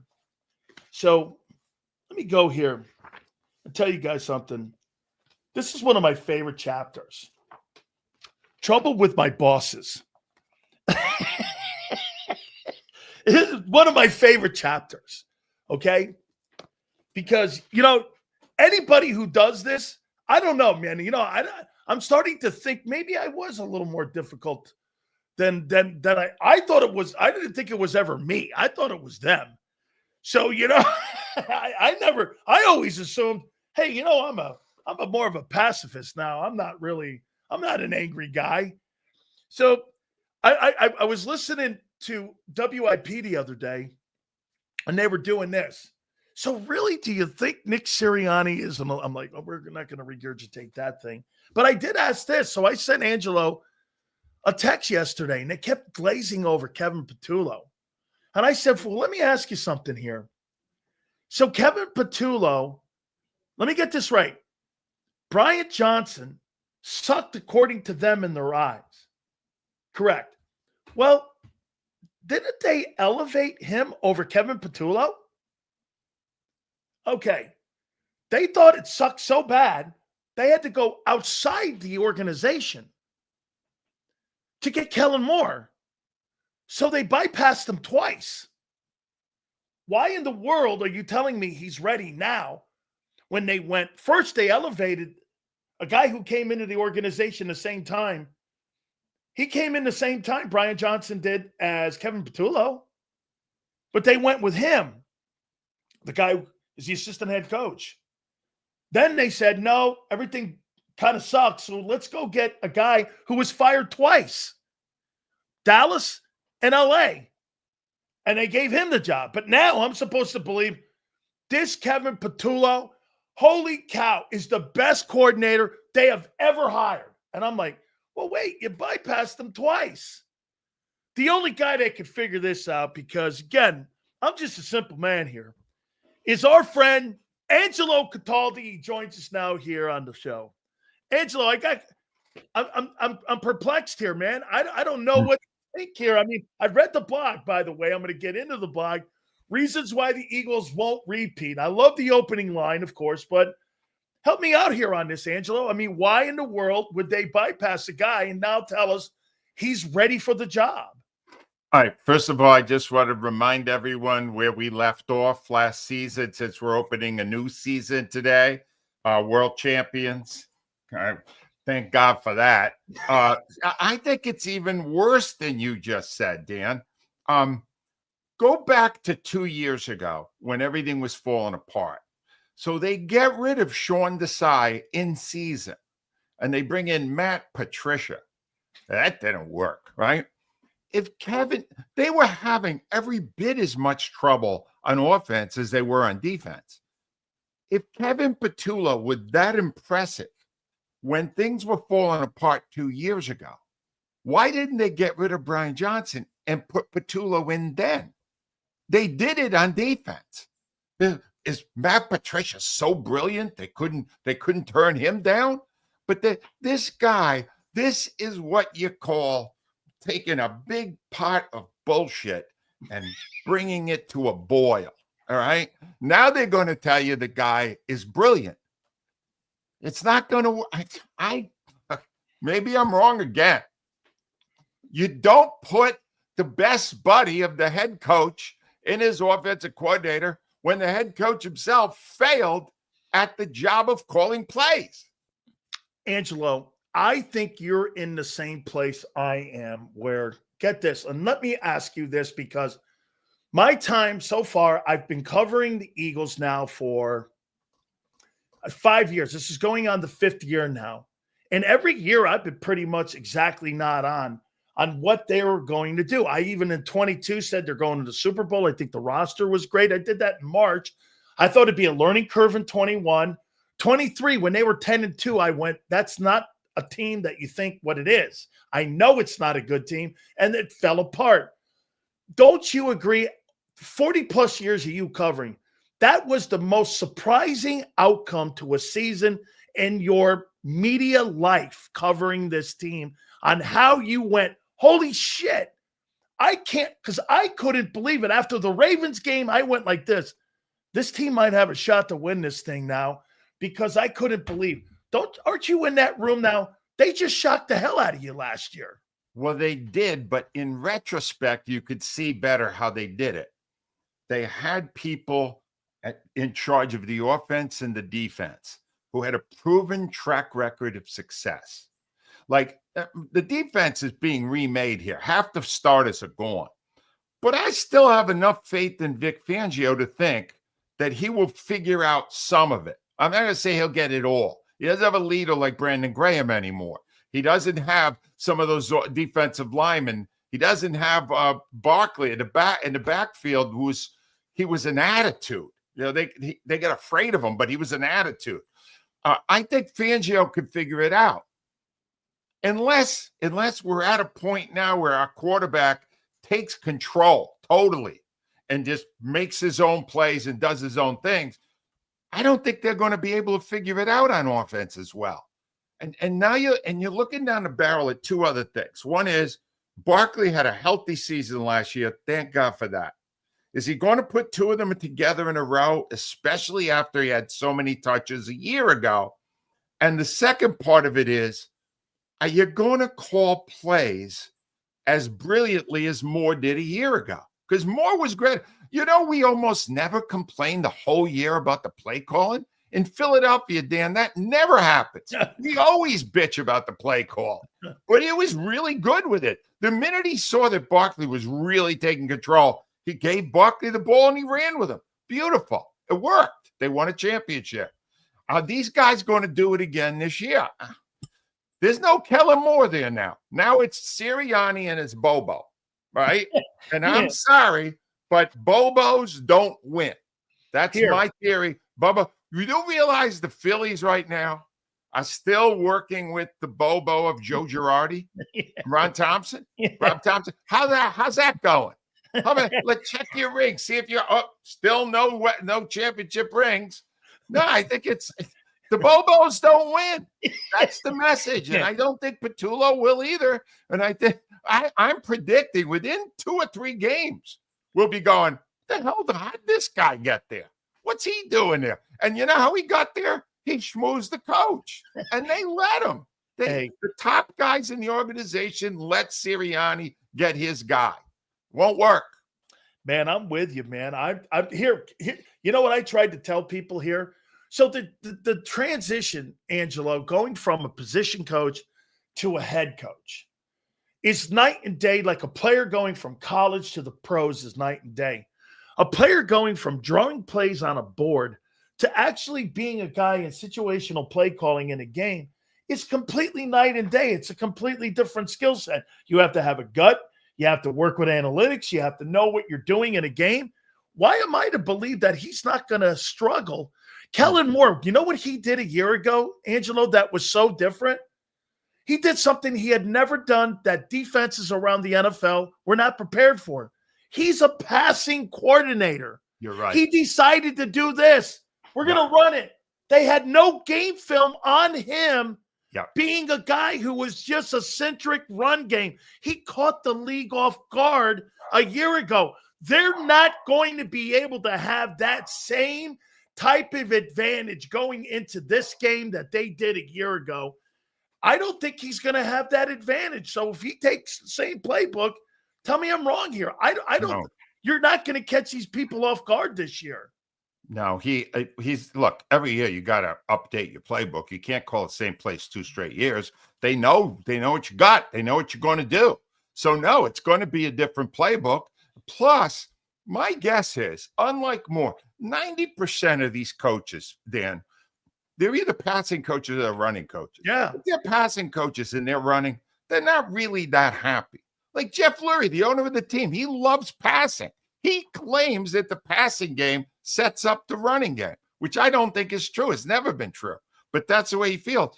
The minute there's any sign of an issue, the default cue is pass the ball again, and that won't work. I know you got great receivers. I know you got a terrific quarterback. You got a great offensive line. You got to do what you did last year. That's how you win a championship. I want to ask you a question here. Give me one word that you think describes the relationship between Jalen Hurts and Nick Sirianni. One word that you think describes that relationship. That's a good one. Tolerant. And by that I mean Hurts is tolerating Sirianni. Hurts knows that Sirianni is hardly a football genius. Hurts, who basically gets a new offensive coordinator every season, right? Hurts knows when he's got a good one and knows when he doesn't. Remember, his father was a coach. His father is a coach. He understands the game of football. And he knew that Brian Johnson was a moron, all right? He knew it. He knew it before they ever played a game. He went, oh, geez, this guy's going to kill us, right? And he knew last year when Moore came in that Moore had done it at a high level and that he was calling a great game and that he was going to be okay with Moore. Now he's back with Patullo. And, of course, if Patullo falters, we get more of Sirianni. Because remember, Sirianni did it a few games the first season and realized he sucked at it. You know, to his credit, I'm giving him credit for this. He realized that's not my strength. All right. Now, honestly, 5 years later, we're still trying to find out what his strength is. But okay. But he gave it up and, you know, they made it to a Super Bowl. It's not going to work. All right. Look, I've seen the movie 5 times. It always ends badly. It's going to end badly. Hey, I may be wrong. If I'm wrong again, Dan, I want you to fire me from appearing on your show. Because clearly 2 years of bad predictions. I'm with you. I'm with you on this. I don't know. I don't think it's going to work. Hey, I hope it works. I want it to work. Nothing gave me greater joy. Let me just tell you, right? This is right there with having children, right? You know, the birth of a child. 34-0 Super Bowl. Andy Reid on the sideline, looking like he just ate a bad clam. It's like, oh my God. Oh, are they going to show another Andy Reid commercial here when he's down 34-0 in the Super Bowl? It was the greatest moment of my life as a fan. I want to live it again. But Kevin Petullo was not the answer. Oh my God. He looked like he was eating a bad hamburger. Oh, it was so good. Seriously. And it was so beautiful. Oh. Hey, Angelo, here's my word. Awkward. Yeah. I mean, yeah. It's awkward. Their relationship is an awkward one. It seemingly, I guess, like you said, it's tolerant of one another, but I've never seen a relationship with a head coach and a quarterback that awkward. Like, Oh. I mean, it's like you said, like Hurts is a victim of who they hire for the coordinator. Every year. It's like it's not anything, because usually the quarterback and the head coach are synced together. He's synced to the coordinators. Because if you looked at his career, every year it's been different, right? There's a difference, though, and this is my hope. He's been around a while now, and he has serious cachet in the organization. He won a championship. Yep. Jalen Hurts, in the end, should be doing what he wants. If he's at the line, he's going to have less reluctance to check out of the play if it's a dumbass play like Brian Johnson was calling 2 years ago. He'll feel way more confident that he can do it. And I think and that's my hope, that he will basically take over and handle it himself. Because I'll tell you something, Dan, if I could have a transcript of anything, I would like a transcript of the private conversations between Jalen Hurts and his father. After a game or after practice, where his father knows football, his father's a coach. Yep. Hey, Dad. So Sirianni today, he had us watering the trees. He said, this is the way you grow with the trees. And the father's laughing at it. They're sharing a chuckle over this guy. But he won a championship. So you got to look at him now and go, well, some of this must work. The guy just killed Andy Reid. He must be brilliant. Maybe we just can't see it. Angelo, here first, I gotta ask you first what you thought of the rings. And me, I liked the rings, but then when that doofy thing with the wings popped out, I was like, and then the coolest thing, or wait a minute, not the coolest thing, but the weirdest thing was when the wings pop out, do you know that there's a statement by the head coach that, you're only as good as when it pops out, like Confucius Sirianni has a saying that's on the ring there. I'm like, I thought the wing was cheap. The wings were cheesy. The ring was good. I didn't have a problem with the ring. But what'd you make of the ring? It was I thought, wait a minute. It looked like something you would have awarded somebody at a wing bowl. It was really, now that you mention it, Steven Singer would have happily created one of those for the winner. But no, it's stupid. I don't understand why they did it. It doesn't make any sense to me. What do we got to put? We got to have a little extra gadget on the ring. The ring, what's it got? 100 and some diamonds. I need wings? Really? No, I thought it was overkill. I thought it was, look, they're enjoying their championship. That's what's important. They're enjoying it. They should. It's really hard to get one of those. They got it. I felt great about it. It's made the last 6 months great months for all of us here. But now, reality is bound to hit. That's what I'm hoping it doesn't, but it probably will. Usually does.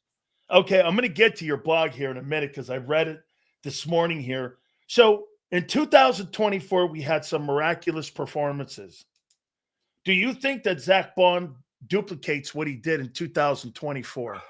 If he's healthy, yes. He's that good. He's that good if he's healthy. But I held my breath the whole year. You understand, and I don't feel proud to say this. My son, I don't know what happened. He's a Giants fan, a big Giants fan. When Saquon signed with the Eagles, he said, enjoy him for the first few weeks because he will get hurt.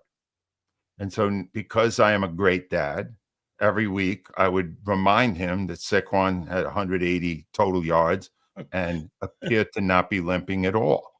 And it went like that the whole year. Now, I got to admit, I mean, the injury history is there. You've seen it. You know, he in gets the hurt a last lot. 5 years, he's been injured. He gets hurt. I hope that it doesn't happen, but I also hope that they have a plan B if it does, because the whole thing changes if Saquon is not there. He is still the guy you want to go to control games on the ground, to make those spectacular plays, to catch a ball out of the backfield and break one. But I don't. He will have a great season if he's healthy, no doubt in my mind, because he's got a line and he'll do it even if the play calling's bad. Because a lot of those moves he made were not play calls last year; they were instinct, and it was brilliant. But I don't think it'll happen. I hope it happens, but I don't think it will. Angelo, why do you think? Is it Patullo alone, or is there other things that you think why the Eagles will not repeat? This is on his blog, by the way. Make sure you check out AngeloCataldi.com. Make sure you check it out. So, Angelo, why do you think they're not going to repeat? Is it just Patullo's the biggest reason? He's not the only reason. They lost 5 or 6 starters. 5 starters on defense. That's half their defense. Yep. They lost some attitude there with Barkley in the backfield and Gardner Johnson. I can't get his name. These hyphenated names, they should be outlawed. But anyway, Johnson was phenomenal at back, and Brandon Graham brought a gravitas that is very hard to replace. It's hard. It's hard to do what they did last year. They got some amazing performances out of people who then got incredible contracts. Williams isn't that great. He's okay. Josh Sweat is good, but he's not great. But he became great toward the end of that season. Are they going to be able to find guys that do that again? I guess it's possible, but it's unlikely. It's unlikely that all those things can come together and that they could stay as healthy as they did last year and that they could do it again. You need so much to line up for you. And it'd be amazing if they did it. If they did it 2 years in a row, I would be the first one to propose a statue at Lincoln Financial Field for our genius and yours, Nick Sirianni. Oh my God! Right next to Doug's. Right next to Doug's, and pointing at Doug and going, "I got 2. What'd you do? I got 2." Hey, I'm with you here. Okay, well then help me out here. What did the Eagles do, in your opinion, in the offseason externally that makes you, or maybe makes you pessimistic or optimistic? I don't know. On what do you think they did? Angelo, I think they were more concerned about 26 and 27. That's right. Yes. Than they were about 25. Look at the moves. They never gave anybody a 2-year contract. There are all these guys, these rent-a-pieces that they ended up signing. They didn't sign anybody with any kind. Do you think that they're resting on their laurels here? Like, no. Do you think it's complacency? The one thing I'll say about Howie Roseman, he was upfront about it. He said after the year, we can't make the mistake we made in 18 after we won. Okay. We're not going to bring everyone back out of sympathy or out of affection because they won us the Super Bowl. And then he didn't sign a lot of these contracts. He let these guys become free agents elsewhere. He made it clear he was not just being a GM for one season. He was doing it for a few. You're right. It's 26 and 27 were in their thinking when they did what they did. There's no question about it. Well, if you're going to do that, you're going to reduce your chances of win in 25. You are. It's just automatic. And I think they were prepared to deal with that. And I think they did that for that reason. They said, we can't go back and become a bad team. We have to stay good, and hopefully we can get back over the hurdle with the talent that we have. So they made a lot of changes, and it's a weaker roster, Dan. It's not as good a roster as last year. It's a weak people. You know what's funny is that people in Philly don't see that that's a weaker roster than a year ago. They just don't. They believe because of the coaching that they're going to be able to overcome the losses that they have. Yeah, no. No, the one thing I've learned in a long time, young guys, sometimes they turn out great. Sometimes they suck. That's right. A lot of times they suck. when you have taken established players who have really helped you win a championship and let them leave and plug in kids, you're rolling the dice. You don't know. Howie's been really good with his drafting lately. He doesn't know until you get out there and see them in games, not preseason, not training camp, not joint practices. When you see them in a real game, you'll find out pretty quickly how much they have to learn and how good they are already. Who frustrates you more, Rob Thompson or Nick Sirianni? Rob Thompson. Why Rob Thompson? Because Nick Sirianni won the championship anyway. And Rob Thompson never will. Never will. He's Girardi's Bobo. You understand? There's a reason why nobody gave him a job as a manager until he was 60. Because they didn't think he could do it. Guess what? He can't. Hey, I love it. Angelo, here, a couple last ones here for you. Why did you call Embiid a lost cause? He is. It's wow. All I could tell you, if you want to know that's the best, that is the best, most revealing article of an enigma in sports I've ever read. I can't pronounce the gentleman's name. He shares an African heritage with Embiid, and it took him a long time to win Embiid's trust.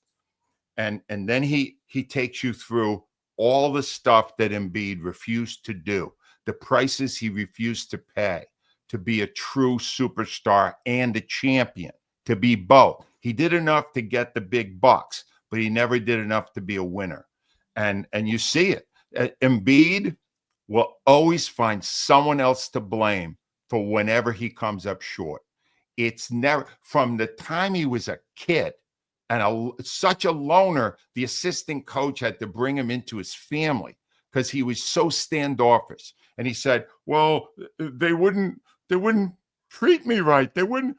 It's your job. You have to fit in. It's part of your job to do that. He never feels a responsibility to do anything. He was born on third base and thinks he hit a triple. He's 7 feet tall with unbelievable athletic ability, but it's up here that's lacking. He will not win a championship. He won't go to the NBA finals. I bet anything on it. He won't make the NBA Eastern Conference Finals. No, I mean, no, I don't he think won't. he even goes that far. Do you believe that he'll turn out to be the biggest underachieving athlete in the history of Philadelphia sports? That was a superstar. No, because we've had a lot of top picks that were real. Ben Simmons, those guys. Sean Bradley. We've had a bunch of those. All right, but this is an MVP though. This is an MVP though, Angelo, of the league. An MVP who represents an entire era of the basketball team, the process era. We sacrificed 4 years, and this was the big star we got. So we're going to look back on that and go, well, he didn't have what it took, and he doesn't. If you read that story, and when you get to the end of it, and the author was not taking a strong position, pro or con, you get to the end of that, and you say, wow, that's my guy, then I think you need to go into therapy because you are a head case. You're as much of a head case as Embiid is. He doesn't have it. He is not tough enough to be a champion. Did you talk like this about Lindros? No, I didn't see it with Lindros. Took a long time before I realized that Lindros was basically a guy that was going to promise you everything and then not deliver. Lindros was a hell of a player too, like Embiid is, but not in the big moments. You look now, you listen to what he said back then. Now it's easy to go, yeah, you could tell there was something not there. Was something missing. It wasn't like Messi. It wasn't like Gretzky. Those guys, they wanted it. They were just totally committed to it. Lindros, there was something missing there. So no, this is bigger than Lindros because, well, it's basketball. Basketball is bigger than hockey. Last 25 years, Angelo, well, Jalen Hurts, if he continues on this trend, do you think he'll be the most revered player in the last quarter century the way he is right now? Is there anybody, you've been covering it since 2000 to where we are right now, and before that, obviously, too, but in the last quarter century, who is the most revered since you've been in broadcasting covering the team in the last 25 years? Is it Hurts? Is there another athlete that you would put in that conversation Oh, at the most revered guy? Who is right it? now, yeah, right now, most revered 25 years, Allen Iverson. Beloved. He never won a championship. Man, I love him. See, you too. My Allen God. Iverson, let me just say, I am if a huge Iverson guy. if Allen ever won a championship, let's say he beat Shaq and Kobe that year, there'd be, you know how they got Billy Penn on a high, they put Yeah. Allen up there. That's how big, because Allen did more than just play great. He was a show. He was phenomenal. So that's who you got to beat. Now you're already halfway there. You got a championship if you're Jalen Hurts. The thing about it is, though, Hurts is going to have to do it purely on accomplishment. He's not going to do it with personality. Because love or not love Allen, Or there was numbers. a lot of personality there too. Practice. We ought to talk about practice. You would never see something like that from Hurts. So So Hurts you think right now the most revered athlete in the last quarter century in Philadelphia is Allen Iverson, and would you say that that's not really close right now? Yeah, I mean, I don't think it. I know it. I was there every day for all of it, and he was so loved. Yeah, he was so, with all of his quirks and craziness, they loved him there. It was pure. And then he had Pat Croce there, and he had somebody to play off of, and it was phenomenal. Larry Brown was there was too. fantastic. Right. They never won a championship, but people, they just loved him. He was cool. He had a whole hip hop generation thing going. It was fantastic. Honestly, there's no doubt in my mind. I was there for all of that, and he was the one they loved the most. Was he the funnest that you ever covered? An athlete that you were there and watching now, interviewing him was torture. Yeah, it was not a great interview. Or getting him on the air is like, was he? Hey, I'll tell you this: if I sent him a text on Monday, it'd be a month before he'd text me back and go, "Hey, I'm ready to go." Right now, I mean, he's not really reliable. No, not reliable at all, but quirky in a charming kind of way. Yeah. And he's just a magnificent player. So much fun to watch. Man. That's what it was. And yeah, so that's the bar. That's what Hurts has to clear. And believe it or not, one championship won't do it. He's going to have to do this for a long time. Another 5 years, another championship, some amazing plays, then maybe we'll talk about it. You think he can get there? I mean, because like you said, he can get there. He's great. It's interesting that there's still this stupid national dialogue about whether he's an elite quarterback. The other guys who are doing the dialogue, they said, "Hey, look at me. I need attention. I'm Dan Orlovsky. Oh, I'm Chris Sims. Don't look up my record when I played because I sucked. But I know a good quarterback." No, you don't. You're just trying to get attention. You know that, Dan. These guys nowadays, it's not about their actual opinion. It's about what'll get the most, hits on their social media.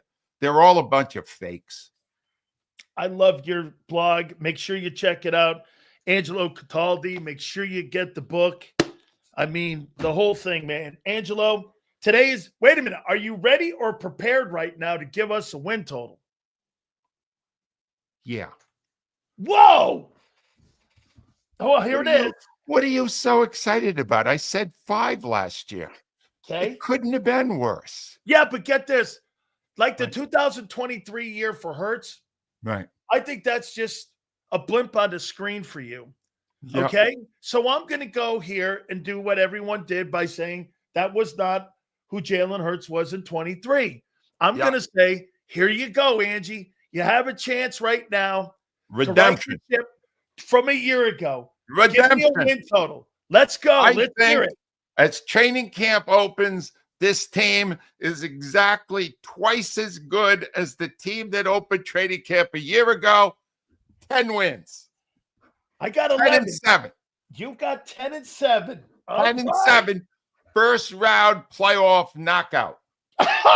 Wait, we're even first round playoff knockout. Right. July 22nd. Yeah. Angelo Cataldi, 10 and I 7. got this one. I got the Kevin Petullo not brought back in 2016. You wait a minute. Bobo's out. So wait a minute. You don't think they fire him in season? They give him No. the entire They year. will not fire him in season. He's pals with the coach who just won a championship. They'll hide him in the closet where they used to put Howie Roseman. When Chip Kelly was here, he'll be in that closet. And they won't say anything, and he'll still stand on the sideline and act like he's doing something. Petullo will survive the season, but they will not win with him, and he will leave. And then Jalen Hurts will get another coordinator next year. Angelo, we will check out the blog, angelocataldi.com. Make sure you check his book out, Angelo. I will see you in a few. Thank you so much, Danny. my friend. Thank you. Always a pleasure, buddy. You got it. Angelo Cataldi. Damn. 10 and 7. Knocked out in the wild card game. How you doing? I didn't say that. I did not say that. Man. Knocked out in the wild. Hold on here. I got to fan off. Oh, my God. Bobo Petullo. Okay, 10 and 7. First round knockout. So that means that the team goes 10 and 8 for the year. Damn. 10 and 7. Holy cow. I got 11 wins. I still think 11 wins. Okay. 10 and 7 and not. By the way, I don't think you're getting knocked out in the wild card. I think you're going to go all the way to the NFC Championship game. I said that. I think Washington's going to do what Detroit did a year ago. I think they're going to get knocked out. Holy cow. Dang. So what is it? 12 and 5. That's only one away from me. Let's see here. Super Bowl guarantee. Here. Hey. Hey, Sills, you and Angelo are full of shit. Okay? Angelo is what happens when you eat your own. Oh, hang on here now. Let Angie have his nap time. Next time, instead of predicting wins again. What's the Super Bowl? What's that Super Bowl prediction? He didn't give you a Super Bowl prediction. Too early? Why is it too early? Like you're going to add somebody? If we get beat in the wild card, who is it? The Bucks again? No comment. I'm not ready. I don't know. Wait a minute. So, well, I've already got it written down. I think 11 wins. I don't know about knocked out in the wild card. That would be one of the most, how about this? That would be one of the most disappointing seasons in Eagle history. If what Angelo just said, that could easily be one of the most disappointing seasons of all time. Okay? Too early for Super Bowl predictions. Why, you don't want to go out on a limb? I did in 2022 in March and said you were going to the game. Says, we got some sad news today. I heard it, man. Ozzy died. My daughter, I told you, my daughter met Ozzy. Eagles knocked out of the playoffs by the Saints. Yeah, no, I don't think that one. Okay? 4 oldest teams. You mean the 4 more experienced teams? I know. Get this. You called teams old, and yet you refuse to say inexperience is not an issue too. Okay, they may be older. You're less experienced on defense. Yes or no? Probably no. I know. Listening to Angelo is like picking a cheesecake that you dropped on a dirty North Philly street. Okay?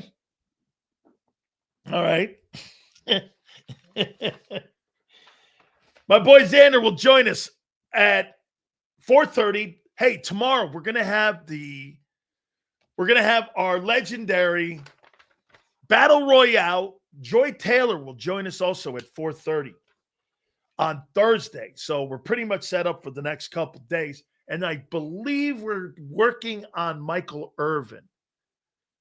And we're going to get Michael on for the next couple weeks, I think every Friday. Getting ready for that Cowboy game on September 4th. How's that for you? John Gruden will join us soon. We got a bunch of people lined up, man. It's going to be epic, man. So we've already started because today is the start because people are showing up. Well, guess what? That means we open the Rolodex up. And we get people on this program. As you know, we always do that. Hit the like button, guys. Please, I appreciate you. Guys are doing great today. By the way, yeah, I'm not thinking knocked out wild card. Which team is better in the NFC than the Eagles? You mean which team right now has a better roster?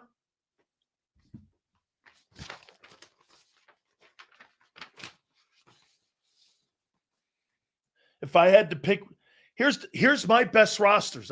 I did it earlier. I'll do it again. I got Vikings at 10, Texans at 9. I've got Niners at 8. I've got Rams 7, Redskins 6, Bills 5, Broncos 4, Lions 3, Eagles 2, Ravens 1. The Eagles have the best roster right now, in my opinion, in the NFC. I think the Ravens have the. By the way, I think Ravens and Eagles, you can flip a coin. Okay, who has a better roster? All right, I'll take the second one.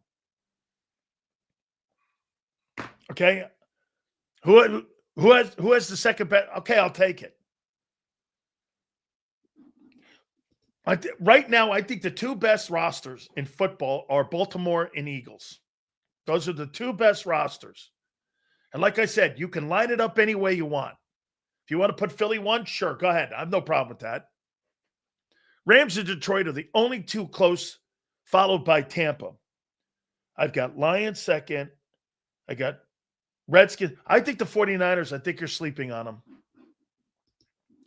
They don't play a good schedule. That always plays a factor.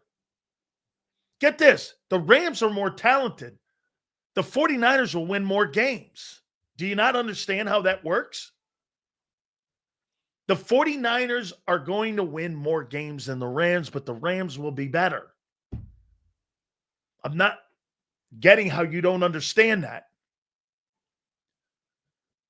Get Coach JB on if you know him.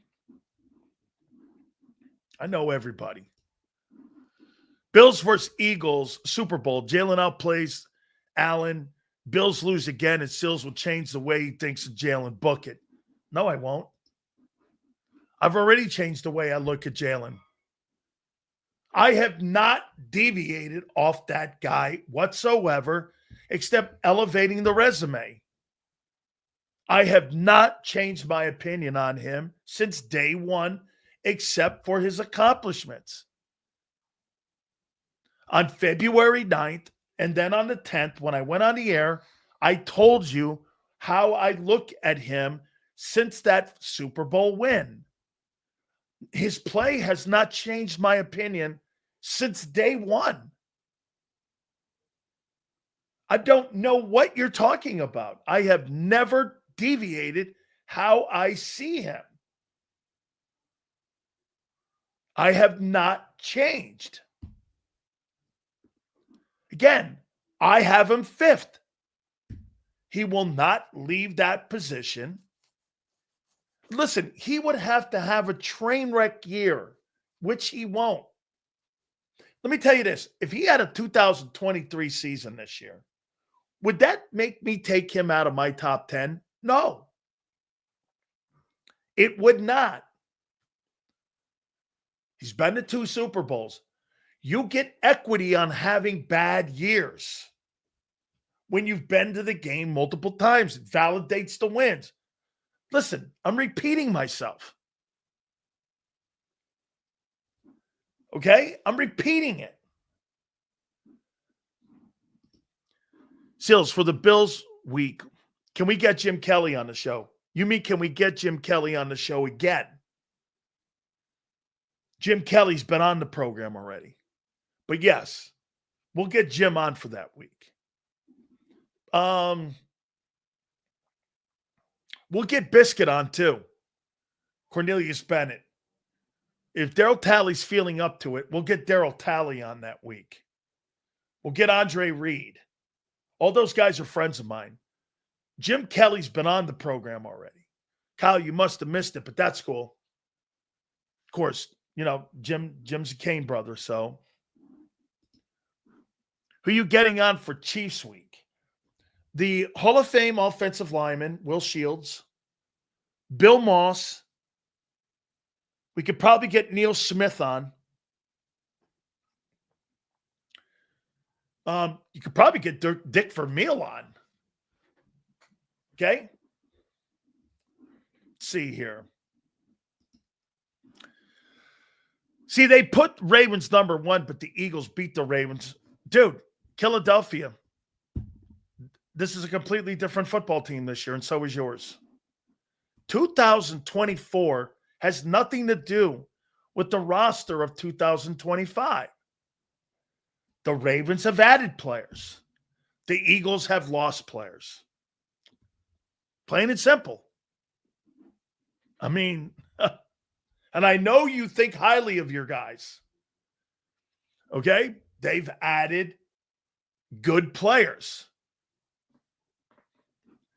You know, I kind of know him. Not great. Okay? I kind of know him. Daryl Talley will always be a dear friend of mine. Love him.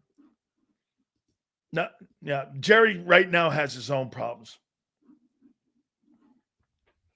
He has his own problems right now. Okay? Absolutely. All right. So, a list came out by CBS. And I actually like this list. Oh, by the way, I didn't finish this one here. So let me go back here. I asked this question to you guys. What Eagles do you think are going to have a tougher time repeating their performance in 2024? And right before we got Angelo on here, we said Bond. So let's go to Cooper. You think Cooper duplicates or elevates or takes a step back this coming season? Can Cooper DeJean duplicate what he did a year ago? Could it possibly be that Cooper will be asked to do more, which means he'll have a lesser impact? Corner, nickel, safety. But his impact will be in the versatility. Okay, Twiz, why do you say better with lesser players playing next to him? Wait a minute. Let's be fair. Lesser experience playing next to him. Last year he had Slay and Gardner Johnson on either side of him. So some of you guys got through telling me that Milton Williams benefited from playing next to Jalen Carter. Are you under the impression you don't think that Cooper DeJean benefited from playing next to Slay and Gardner Johnson? How does that work? He's going to have lesser experienced players in Ringo and Makuba. The last game Makuba played was in a playoff game in college. So playing next to lesser experience, let's go there. Not even saying they're lesser talent, but lesser experienced players. You think he elevates his game with lesser talent around, lesser experience around him? Is that what you're saying? Okay. So you think Cooper duplicates what he did a year ago and is better, even though there's lesser experience around him? Okay. Put that down. He'll elevate his game. Bond will kind of make, maybe not a dip, but it'll be close to the same. All right. Close to the same. Okay. What about Q? Now let's look at Q's new responsibility. Q's got to go to CB1 now. A year ago, he was taking on the second guy the majority of the time. He was taking on the Z, not the Y. The Y is traditionally the better wide receiver. I'm not saying the Y never crosses paths, but the number one cornerback on that defensive scheme was Darius Slay. So get this. So Cooper's going to be better. Is Q going to be better too?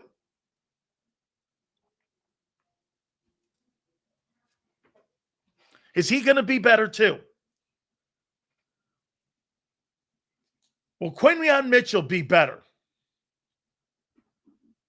Why would I put the lesser player at cornerback 2 and not the better player at cornerback 1? So Cooper DeJean, Zach Bond, and now Q are going to play at the same level they did a year ago. Is that what you're saying? Okay. So Q will be better. This is you guys' take. Cooper will be better. And Bond will be better. Okay?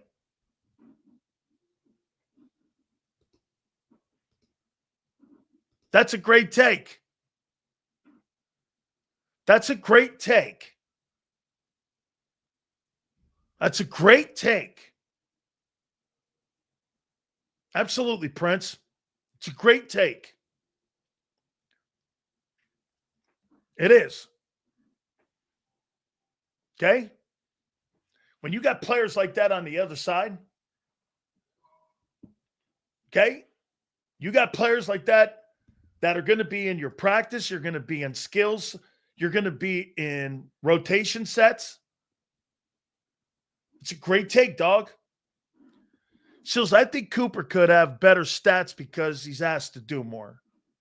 See, I think he may have lesser stats because he's going to be asked to do more. Dude, you know, you're asking a guy. I think his value is in the versatility, not in his numbers. Safety, corner, nickel, dime. And the fact that they want him on the field. Okay? Yeah, Dan, you're tripping. He's not asking to do more than Q. Yes, he is, B. Get this. How many people believe that Cooper DeJean will be asked to do more than Quinyon Mitchell? I'm tripping. According to this guy, I'm tripping. I'm tripping. How many people believe that playing nickel, safety, and corner is not more than playing one respected position?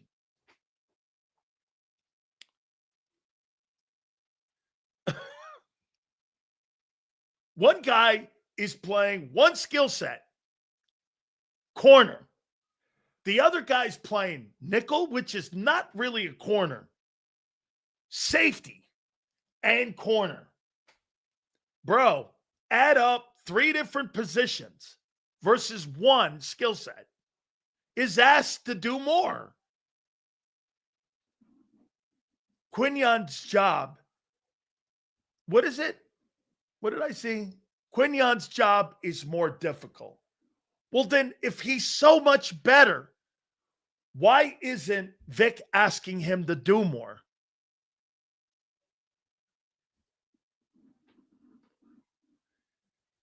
Get this. Do you understand what they're going to do with Cooper DeJean? The weakest link of the secondary, he's going to play more. Did you hear the guys on Birds 365 today? They told you, in essence, John did, wherever the weakest link in the secondary is, he's going to play more on that position. If the safety sucks, Cooper will play more there and nickel. If Keely Ringo sucks, you'll see him more at corner. It's not that hard. Seals, do me a favor. Pronounce the DE's name real quick. Which one? Joshua Uche or Zeus Ujlara?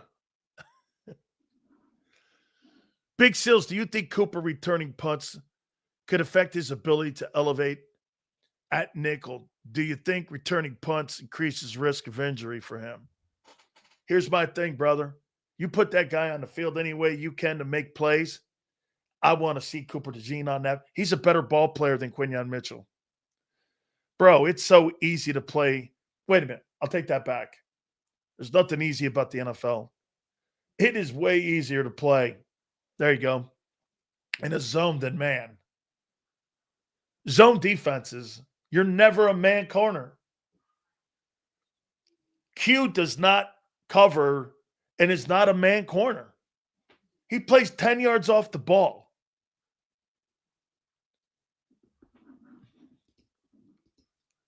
No, dog. This time zone kicking ass. It's the AM for me. Oh, wow. You must be doing stuff for our country, bro. Love it. So good to see Pomper back in the chat. Absolutely, man. We miss Pomp. I can't wait for the football season. Wait to get you back home, bro. Let's get home, man. Absolutely. He played cover at times. Dog, what was the number? 160 times they were in man? Or whatever that number was? Okay, let's see here. 2 more months. All right, good. That'll be the start of the season. I love it. Stay safe, Pump. Absolutely. One of our favorites, man. Why don't teams attack the Eagles with multiple receivers in a zone? Because, again, what's the number one thing, Sean, do you think that Vic Fangio is trying to do to an offense? What do you think he is trying to do? What does a Vic Fangio defense want you to do in the passing game? Where does he want you? He wants you in the middle of the field. That's why they create that zone. Because pursuit comes into the zone. They want you in the middle of the zone. That's why linebacker play is so essential. You drop back, your guys shrink the zone. Your safeties move back up. You got 2 high, 2 backers, and a nickel. And you got Cooper making plays all over the field inside that zone. In 23, the zone was like this, where players and teams made plays all over the field on you. 2024, that thing was like a porthole. Do you guys ever remember a team shredding you in the secondary? Do you guys ever remember? I don't. Like, I don't remember a team picking you apart. You defended the numbers, and the zone was shrunk. Compared to 23, that zone defense was so small. I mean, it was – I don't ever remember a team, not even like Patrick Mahomes could take advantage of it. That's probably true. Tampa was probably the only one. Now, remember something, too, with what I will say about that. You know, people always go like this. Well, Lane and the receivers are out. Okay? The receivers were out. Okay, well, I remember this. Your defensive backs and your defense had all its personnel on the field, and Tampa ate your lunch in that football game. You know what? I don't know what went on in that Panthers game. The Panthers were able to get some sort of like running game going. And if you remember right, Adam Thielen had a field day against DeJean in that zone. He was running precise routes, and the way that Bryce Young played in that game, he was the best quarterback on the field that day. I mean, he played exceptionally well in that game. They had a last possession drive to win it. I mean, that was as good as they've played, and that's as good as I've seen Bryce Young. He was good in that football game. Sills, the ability to move Cooper around the field validates the draft strategy of drafting football players, not looking for winners of the underwear Olympics. He's talking the combines. Okay? Sills is talking about 10 years, 2 years. I'm talking about this past season, not 2 years ago. The Bucs ate your ass in that football game last year. They put 31 on you. I don't remember defensive players missing in that game last year. Do you? This guy thinks I'm talking 2 years ago. Once again, follow along, kid. Follow along. I'm talking last year.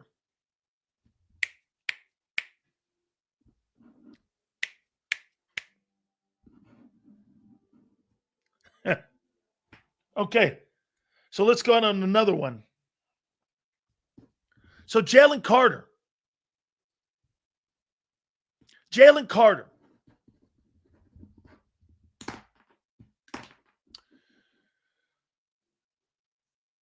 By the way, Gene, okay, he wouldn't have made they put 31 on you.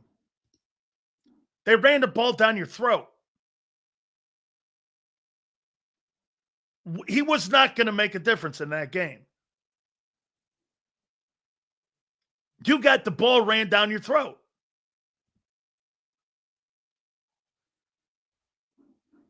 All right.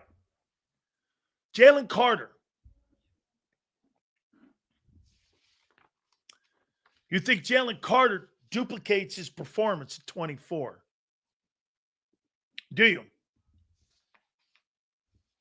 He won't have Josh and Milton, nor will he have Dean behind him. Do you think he'll be better with lesser experience around him? Yes or no? So far, you got Bond having an exceptional year. Cooper will elevate, and Q will be better too. So Carter will be better. So you think Carter with lesser players around him in experience, he'll be better. Okay. Wow. Crazy great. So you got every one of these guys elevating their game with not sure who's next to them. Okay. So you believe that Moro Ajomo is going to take on more double teams than what Milton did, and you believe that Jordan Davis will elevate his game so that Carter doesn't see multiple double teams like he did a year ago. Is that correct? Well, when the Jomos never started. Okay.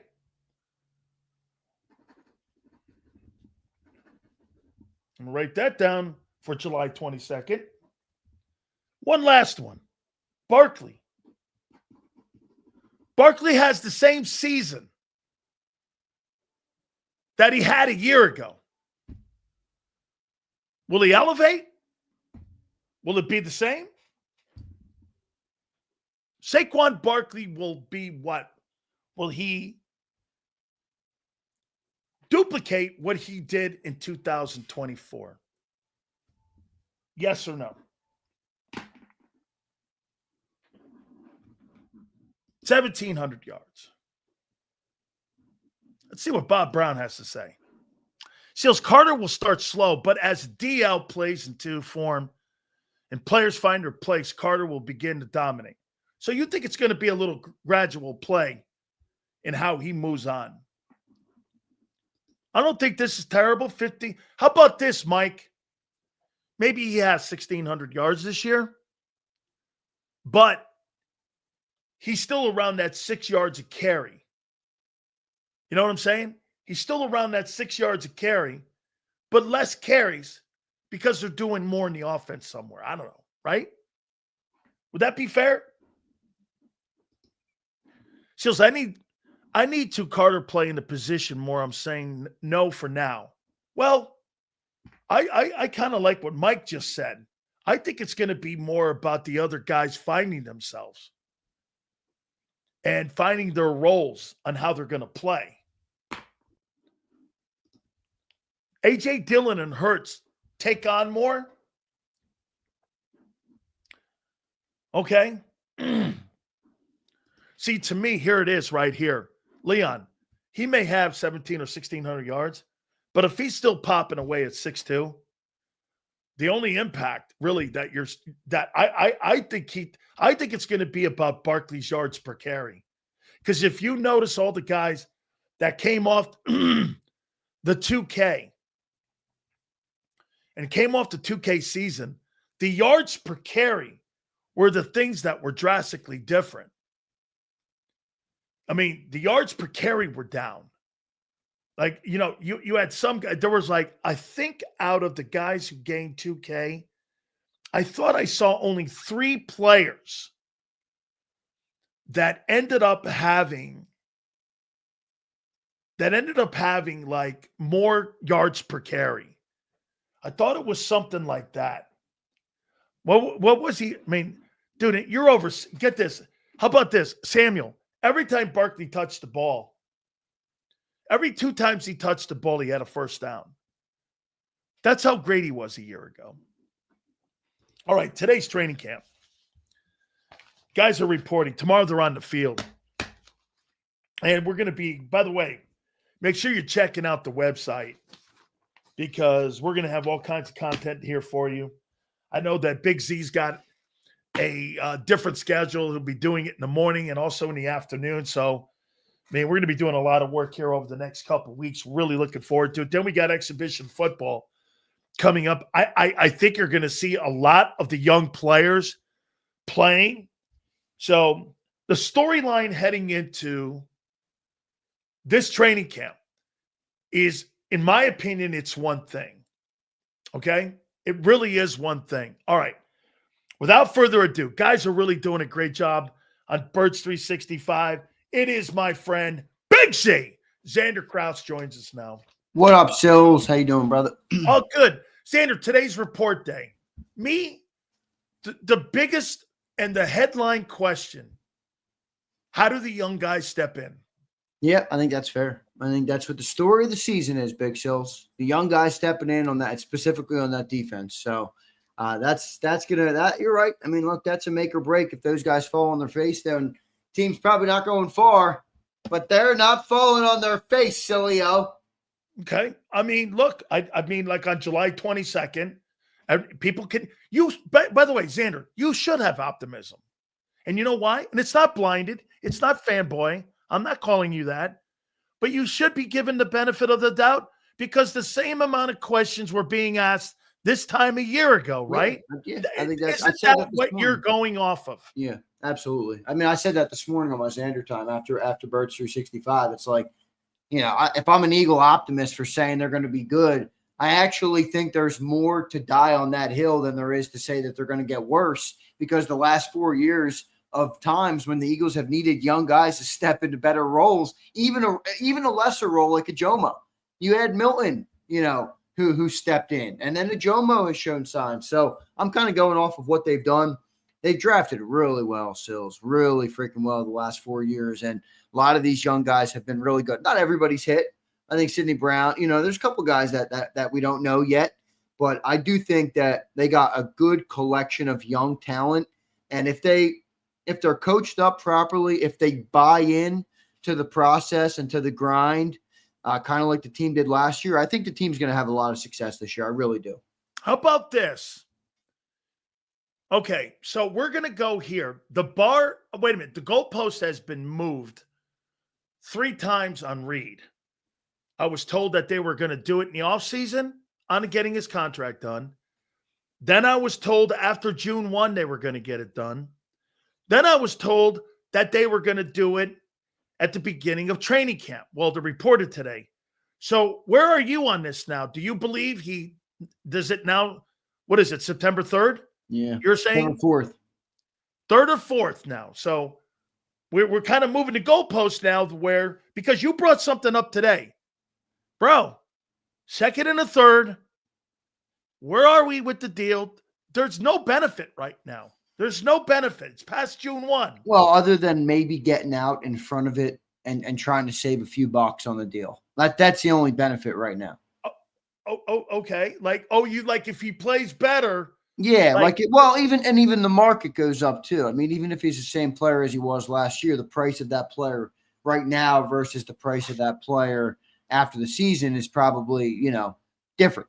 So I mean, look, my question is on this is, if you look at the way the Eagles do business when it comes to contracts, why didn't they sign him yet? Like, if they're going to do it this season and they're going to do it this offseason, they probably would have done it already by now, because there's been other safeties that have signed, I think even as recent as this week or this past couple of weeks. So you already, the price went up. So I don't know. I think they're going to pay Reed. He's not a market player. Yeah, but let me ask you something, because I can understand where you're coming from and saying Reed, he's replaceable. That's fine. If this team loses Reed Blankenship, what are you going to be saying right here on this show? You're going to be like, you don't have a fucking guy with a lick of experience in that secondary. Go get Justin Simmons for $8 million. Yeah. For 1 year. I like Reed Blankenship a lot more than I like Justin Simmons. At that price of $8 million? I don't think he's that much better than him. Well, it's more about the He's age played of with Justin. Vic. He knows what he could fit right in. I don't think there's this gigantic canyon and this gigantic fall off from Reed Blankenship and Justin Simmons. I saw the fall off in 23 when he played. I'm not the biggest Justin Simmons guy at this point in his career to come into Philly for a team that's tried to get younger at every position. And maybe it has gone too far. So maybe, I don't know, maybe that's a good thing you add in a little bit more of an experienced player right now. But I don't know. I get a feeling Reed's going to be here, dude.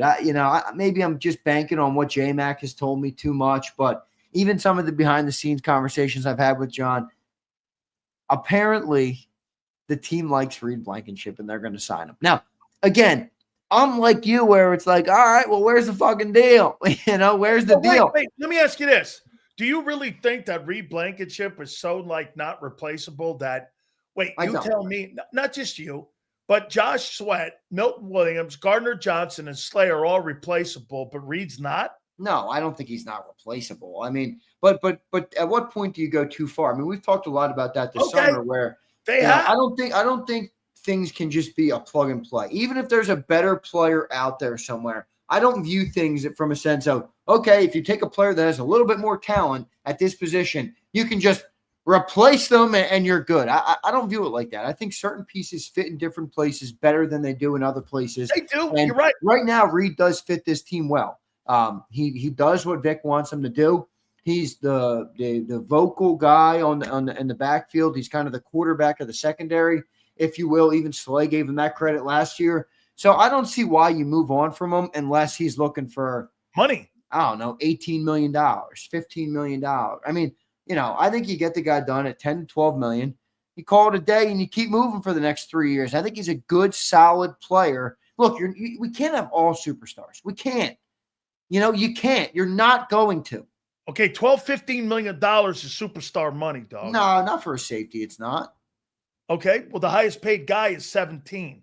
You're going to put him in a room. Yeah. It's 17 million. Shit. It's 17 million, 17, $18 million. No, Kirby got 21.5 this year, remember? Okay, 21. Now look at all the way down to 5. What's 5? All right, let me look. Top Kirby's 5. 1. Winfield is 2 at 21 million. Derwin James is at 19 million. Minka Fitzpatrick is at 18.3. And Budda Baker is at 18. And then Trayvon Moore at 17 million. Xavier McKinney, 16.75. So you're looking at the top 5 guys are averaging $19 to $20 million. So $12 million for Reed puts him down at the 9th. Grant Delpit, Julian Love, Jalen Thompson, Talafanoa Hufanga area. I like that. That's where I like Reed. If you get me Reed at 12. I'm taking that player. I'm good You with think that. Reed's better than Hufanga, who's a 4-time, 5-time? I don't know enough about Hufanga to make that statement. 4-time I mean, All-Pro. I know the player, but I haven't watched him. I don't watch him week in and week out. Again, I think Reed's fits who we are and what our defense is. So it's more And, about you know, it's more about what the Eagles. yeah, it's expect partly out of the it. fit, and maybe you pay a small premium for that. But I also think if you look at the Blankenship camp, you know, who's got the leverage in that deal? I think it's the Eagles, because you can be like, look, Reed, if you want to go test the open market and you want to get a bag of money for 1 year and get cut after a year or two and then be a journeyman for the rest of your career. And be in a shitty system. Yeah, then by all means, then go and do that. I'm not going to knock you doing what you want to do for your family or for however you see fit on your career. But if you stay in Philly, Reed, and you make $12 million, you could extend your playing career by 2-3 years. You know, especially making top of the market money. So you got a good core around you. You got good players around you. You got a good coach who believes in you. You got everything you need in Philly. You know, and then look, you're going to have guys like this. Anthony says, what are you drinking, Z? 12 mil? I mean, Anthony, what do you think? 8? I don't think 12. I think 12 the way Xander. I mean, come on, Anthony, the guy's not that fucking bad. Come on, man. No, the guy can play ball. No. Xander's looking at the numbers down at 9 and 10. If you're paying those guys that number, I don't think Reed's not in that room there. Maybe that is the number, but no, I think Reed's better. Yeah, well, you think this Reed is where is Anthony's right. CJ makes what? 9 11 mil. Oh, he 9 makes mil. I thought it was 11 this year. Okay. So that's maybe where Anthony's going, where he's okay. like, Do you think that Reed's better than Gardner Johnson? For this team, I do, because I think he does a bigger role than just be. Now, I don't think he's a more talented playmaking safety than Gardner Johnson is, but I think he does. Remember, Vic needs a guy that communicates. Vic needs a guy that stays, in his system. Vic needs those certain players to do those things if you're going to have other guys that freelance. CJ's too much of a freelancer. Exactly. So I think Reed fits a little bit better, but, I don't know. I'm a little surprised that Eagles fans don't like. Do people really I think they like much? the player. I think they like the player. Look, I'm not saying, but like you said, you can't keep them all. Like you said, so Xander, according to what they're going to do and how everyone is giving all these roses on how everyone's going to play great this year.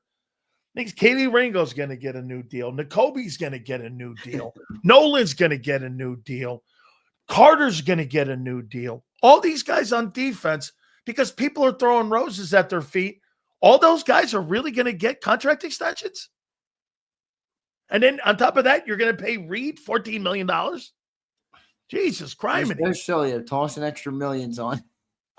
Hey, he sneaks in an extra million. I said 12. He's up there. He started the phrase with 13, and then he ends it with, now you're going to give him 14. You notice how Sills does that, guys. He'll weasel it up to 14, 15. No, I said 12 fucking million. So, okay. Come on, baby. All right.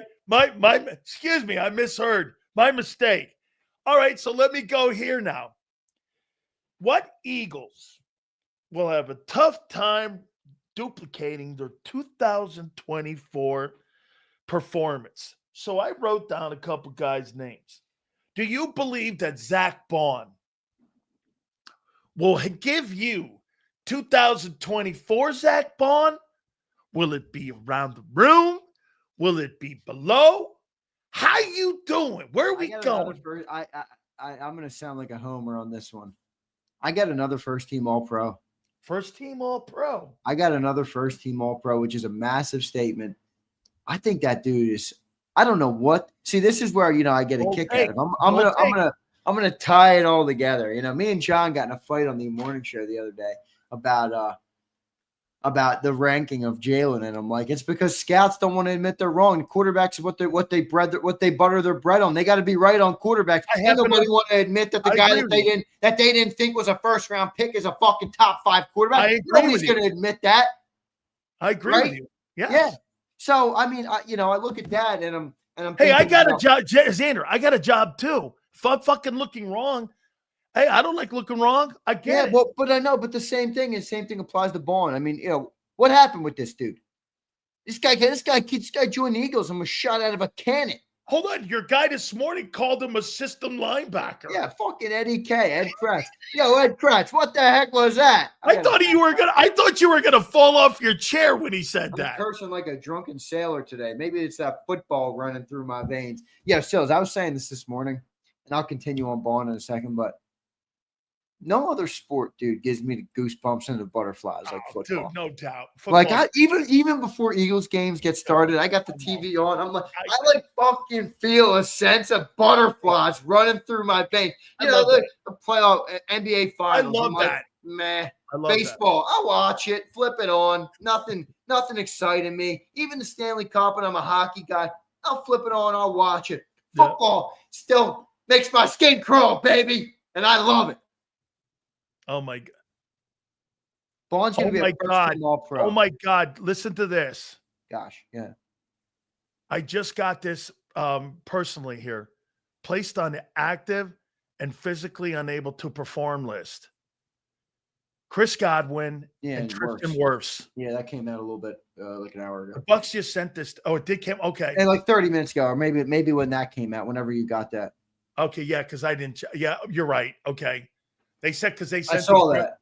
So no, but they can still take him off that before the season, right? Before the season starts, they can still, but right now he's placed on it.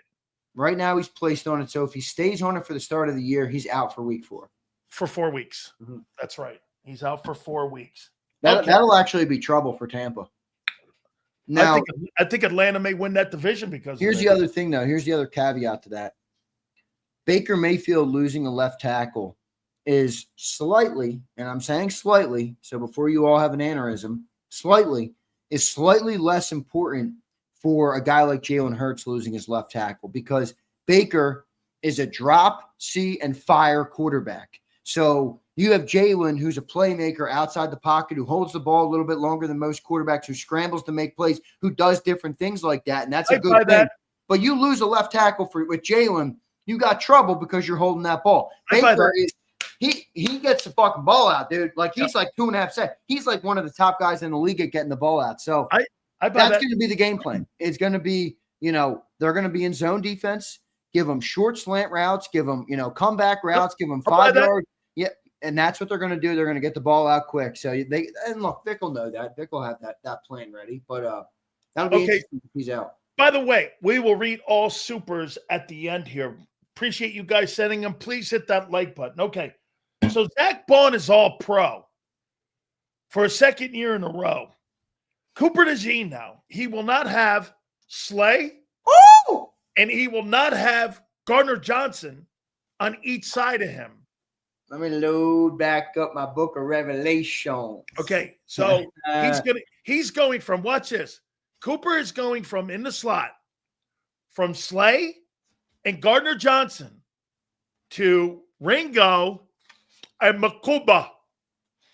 Okay, so Cooper elevates his game, has a better year than he did a year ago, or do you see a drop-off?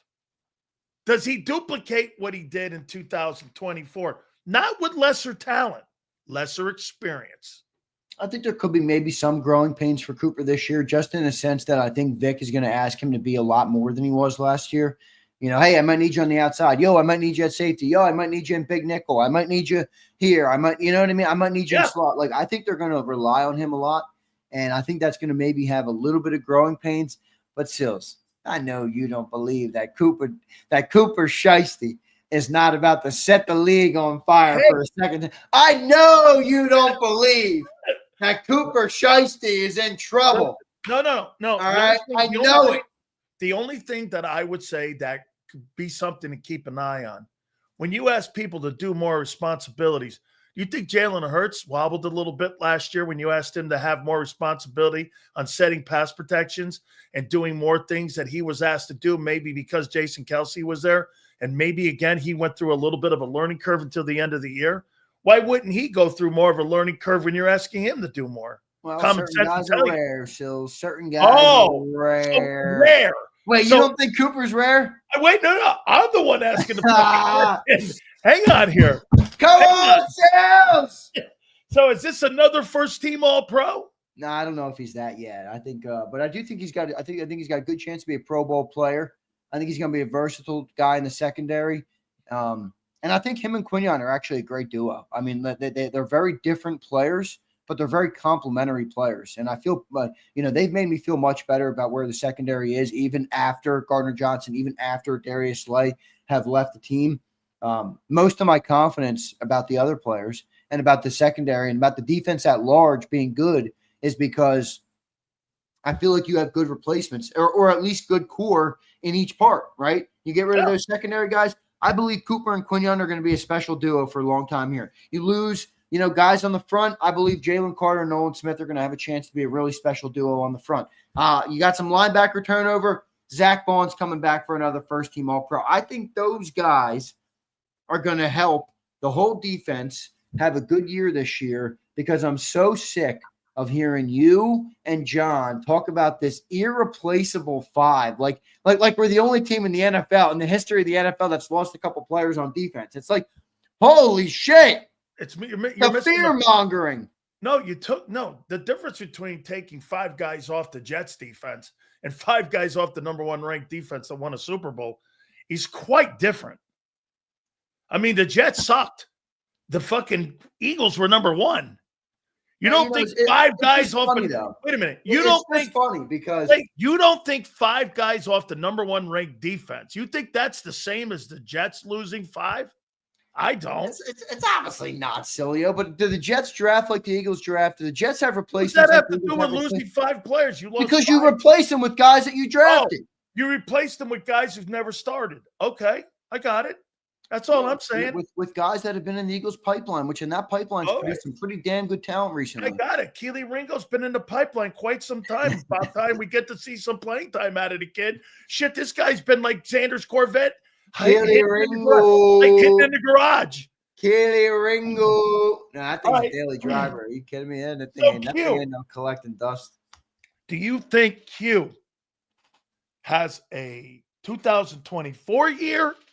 Do you think he has a step? Now he's moving over to the X. So he's going to be CB1, taking on the number 1. Do you think he has the same kind of year he had in 24? So far, Cooper's an All-Pro. Bond's an All-Pro. I didn't say Cooper was an All-Pro. I did.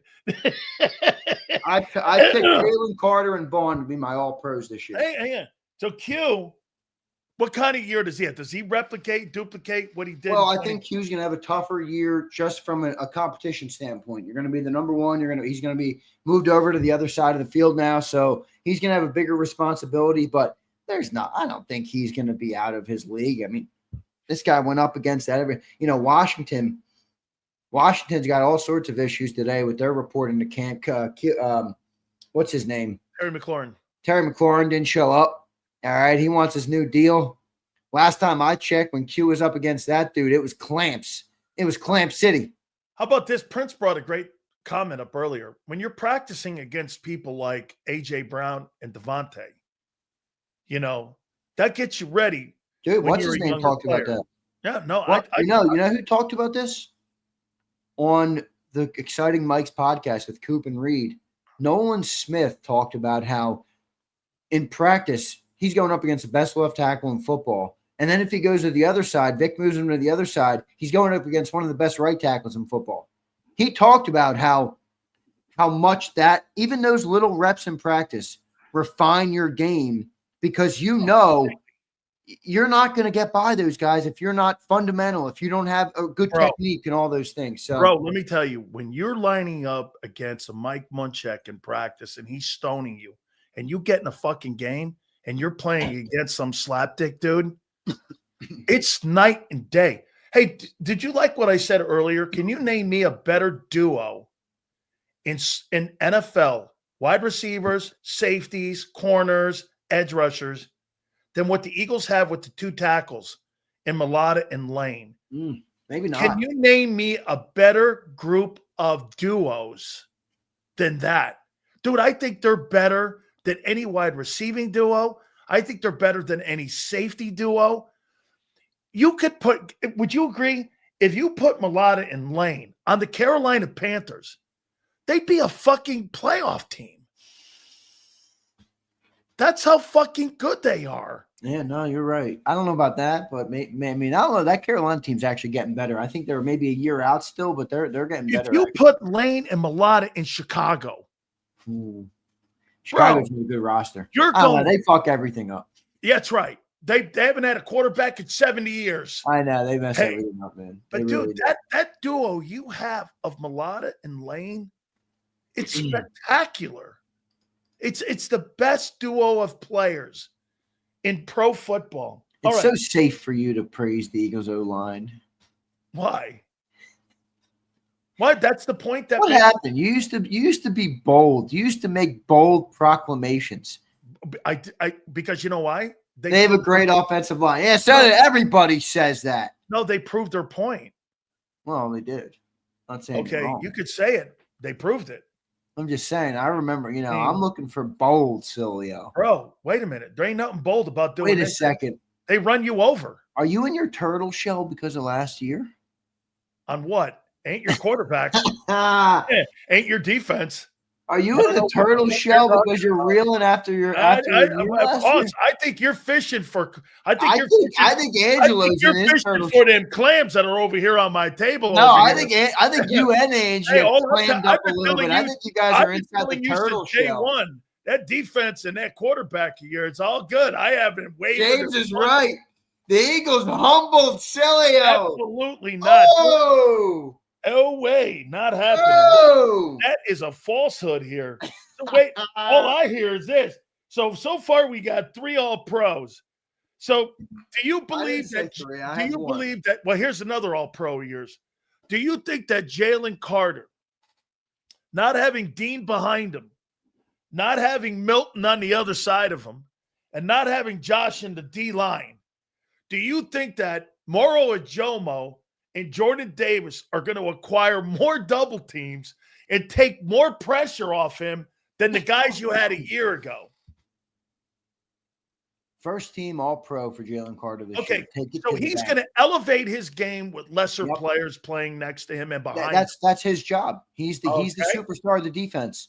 You lose guys around you because I have you. He did that all by himself. I let Milton go because I got you. So that's what I'm saying to Jalen Carter. There's another All-Pro. Okay. So every one of these guys that I mentioned here, according to you, is going to have a better season than 24. So let's go to the final one.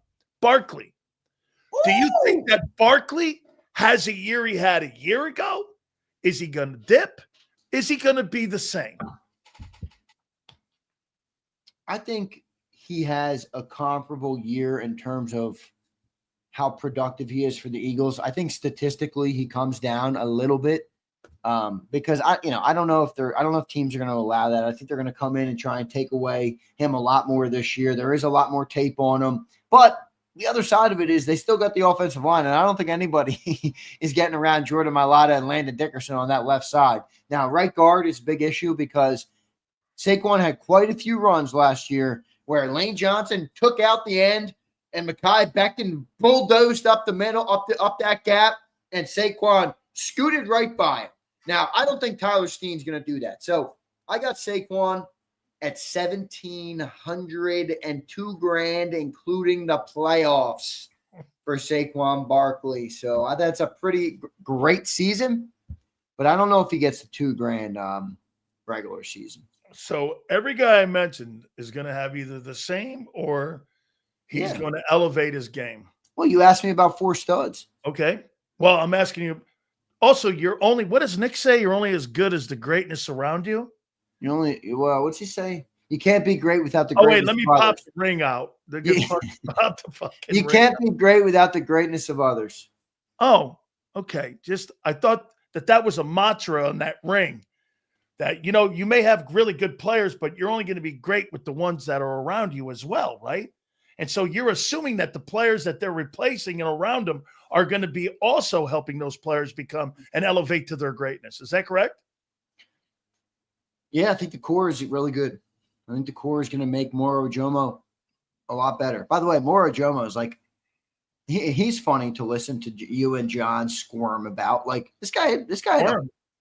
This I guy think had a good sample size of snaps. I think he's a good player. I've been saying it since I got here. I don't think he's a spectacular player. Well, I said to John this morning, Moro Ojomo is further along through 2 years than Milton Williams was through 2 years. Milton Williams was a third-round draft pick. Moro Ojomo is a seventh-rounder, and in year 2 contributed 400 snaps and significant pass rush ability last year. And by the way, he was pretty good against the run too. I don't think Milton Williams did that in year 2. Further along, I think he's got better coaching with Clint than he did with Tracy. That I agree with. Okay, I think Tracy has had more of an impact on these D linemen than what I mean. I think that Clint's had more of an impact on these D linemen than Tracy did. Yeah, I like Clint. I think there's something about Clint on how Clint has had these guys, all of these guys, even that kid Booker played well last year. Yeah, Thomas Booker. I mean, he's kind of like been kind of like the odd man out, and I think he's played. I think he's played really well too. All right, so I'm going to ask you a couple more here, Xander. If you had to define, like with one word, tell me the one word that you would use to describe the relationship between Jalen Hurts, King Hurts, and Nick Sirianni. What word would you use? Winning. It's a winning combination. The relationship that they have. Yeah, it's a winner's relationship. It's odd. It's not fully understandable to the consumption of what we get access to. I think they're two people that have the same goal and maybe have different ways of going about it. They're very different personalities, very different. Nick and Jalen are almost like stark opposites. And I think there's a lot of pros to that. I really do. I think Jalen being so stoic allows Nick to be goofy and allows it actually to work, him being like Nick. Because I'm of the opinion that people aren't going to thrive no matter in what line of business you're in, no matter what work you do. You're not going to thrive if you can't operate like yourself. If you have to try and put on a mask every day, and like if I came on this show and I couldn't be me, or I said, hey, Sileo, here's your guard, you would be like, yo, I can't fucking do a show like that. You know, I think Jalen's personality allows Nick to be that. And it's a perfect compliment for the two. And look, the word is winner. They're winning. They won. They win a lot. I think the word that I would describe their relationship. I heard your fucking word. It's awkward, but that doesn't mean loser. I know it doesn't. I don't disagree with your word, by the way. It's awkward, but it's just not how I would define it. Well, I think they're awkward with one another. Well, I agree. I do think they're awkward, but I think when you ask me one word, I'm looking for a more all-encompassing word.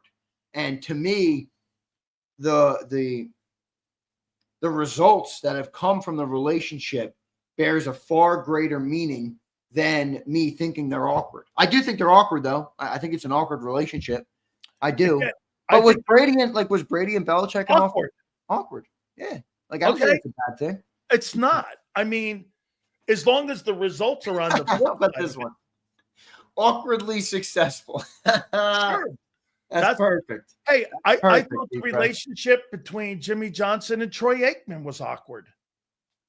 Do you know the story there? Get this. Jimmy didn't want to reason. You know, Jimmy gets there. He drafted a quarterback number 1 in the supplemental draft that played for him at Miami. Yeah, right. Steve Walsh. And the relationship between Troy and him were awkward for 3 years. But what happened was all of a sudden that awkwardness became a winning relationship. So again, I don't think that's again, I know that everybody in Philly will get their fucking panties in a bind when you say anything kind of fucking it's not getting their topic. I think you guys moan like bitches. I've never seen anything I don't think like it's panties in a bind. I think you got to understand that, you know, we don't not see what you see. I'm not saying what you are saying is way off base. I see some of the shit. I see the shit too. I look at it and I'm like, what the hell? But the other side of it is people have been rooting for this team for 10, 20, 30, 40, 50, 60 years. And we've never seen a coach and quarterback duo go to 2 Super Bowls in 3 years.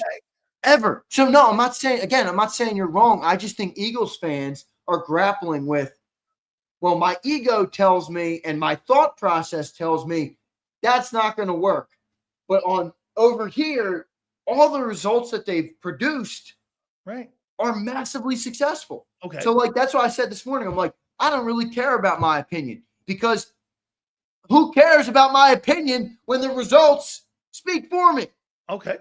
Right. I mean, like I said, at the end of the day here, you could have the craziest relationship on the planet. We've seen it in sports. And the Brady Belichick relation. Get this. That's more of a fucked up relationship than what Hurts and Sirianni were. But maybe the more awkward Xander creates the more results. I look at, watch this. Don't you look at Andy Reid and look at Patrick Mahomes? Do those guys think those guys look like two different completely? One guy is completely laid back and the other guy looks like he never engages with him. He barely talks to him. They have a coach buddy dad relationship. That's a little awkward. Well, I think that's a good thing. I think they're brought together though by a common goal. And the common goal, and even though it might be different or the path to get there might be different, I think both of them are wholeheartedly committed to success and winning. And Jalen's version of that might look different than Nick's at times, but I think that's what they have in common. What do we have in common? Nick will lose sleep, will age himself 10 years in 2, will have bags under his eyes, and show up like a goofy and cry back to the fans, all in the pursuit of success for the team. Jalen, while looking very different, does the same thing. I don't care about passing. I don't care about it. All I want to do is win. And I think that's what the common bond is.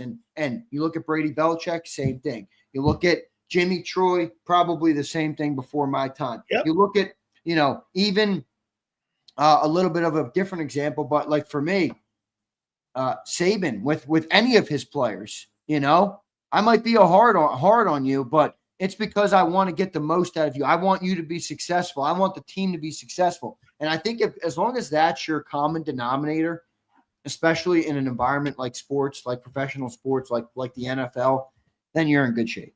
That's a great comment down there, Kyle. Bradshaw and Noel hate each other. Yeah, fire and ice. They were he hated. I don't think Nick and Jalen are fire and ice. No. I don't think they hate each other. No, I do not think that either. I do think that Jalen probably would agree with your assessment of awkward, though. Like, I think he probably looks at Nick and is like, yeah, you're a goofy motherfucker or something. Yeah, but I also think that Jalen's awkward. Jalen's goofy too, but it's all good. I wanted to know. I'm goofy. Everybody's goofy. You're certainly goofy. I wanted to get everybody's opinion of what the relationship was. And Cam, look at this dude. Camel Keats is riding a dang camel. He's goofy. Actually, that is goofy looking. Who are you more? How are you more worried about heading into 2025 with? How about this? With father time and workload, 35-year-old, soon to be 36-year-old Lane Johnson, or a guy who had almost 500 carries and has been injured the last 5 years, Saquon Barkley. Who concerns you a little bit more about father time? Stop. And health. That's bullshit. Look at this dude pulling up the New York Giants here for Saquon. What a shit.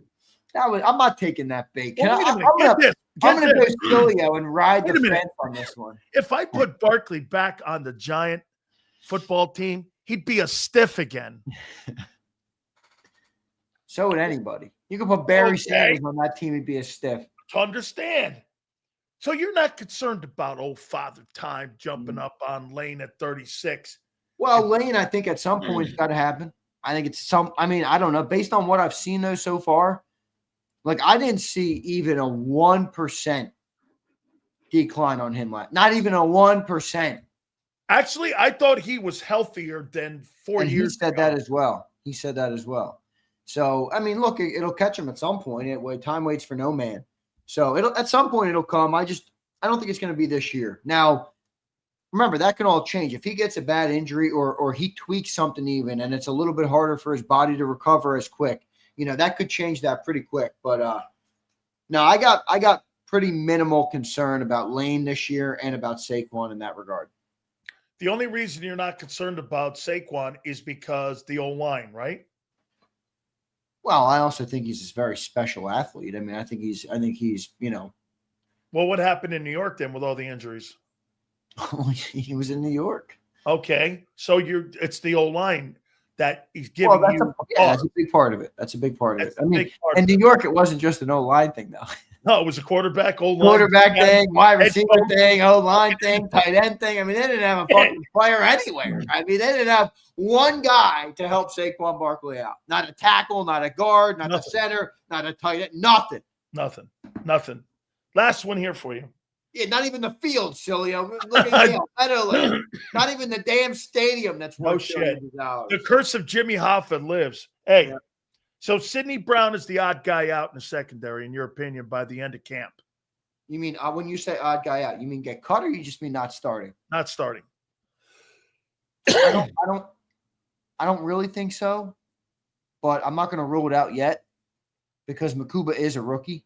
So, Okay. Vic might have pause on him, or it's going to be like Quinyon with him. Like, remember last year, like, there was like never a question of whether Quinyon Mitchell was going to start, like ever at any point in the training camp. Like, training camp started, Quinyon Mitchell was on the field, and he never left. No. Like, right. he was going to be the starter.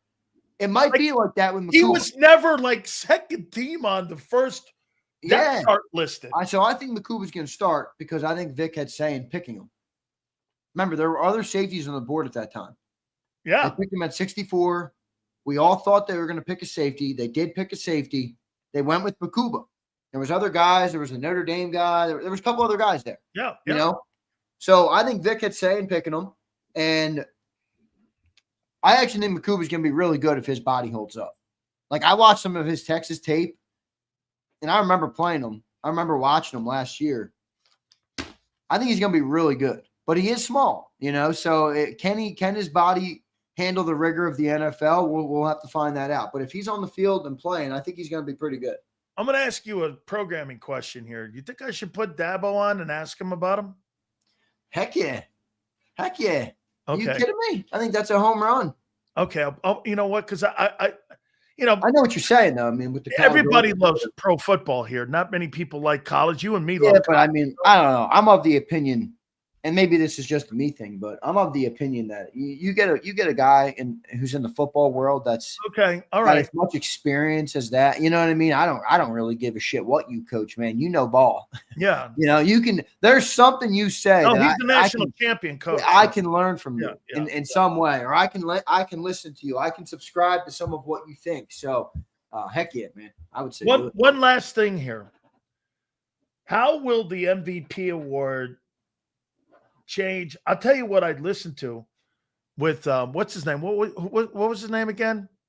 I know who he is. I'm forgetting. You had him on this morning. Oh, Ed Kratz. Ed Kratz, that's right. I know who he is. Yeah, he's good. I like actually. He is. I know who he is. Okay, he's got a legendary name in the sports community. So I know who he is. He said something interesting. I got the impression that he thinks that Jalen Hurts is not approachable. And that he said that maybe now with Jalen's MVP and not having Brandon Graham, and I'm paraphrasing here, not having Brandon Graham around, maybe that opens him up to be more. Because remember what Britton Covey said a couple of years ago about picked up on this because I was listening to him and I remember thinking, is he insinuating that? And leave it to Sileo to resurrect, take a little tidbit of the interview, I'm just an observer. That's all I am. I mean, just an observer. Right. And because I remember Britton You're Covey. A certified shit stirrer. Listen, all I know is I heard Britton Covey a couple of years ago go, he's not very approachable. And I kind of heard the same shit today by Ed Kratz going, how will this change him? So do you think that this will change Jalen to be more?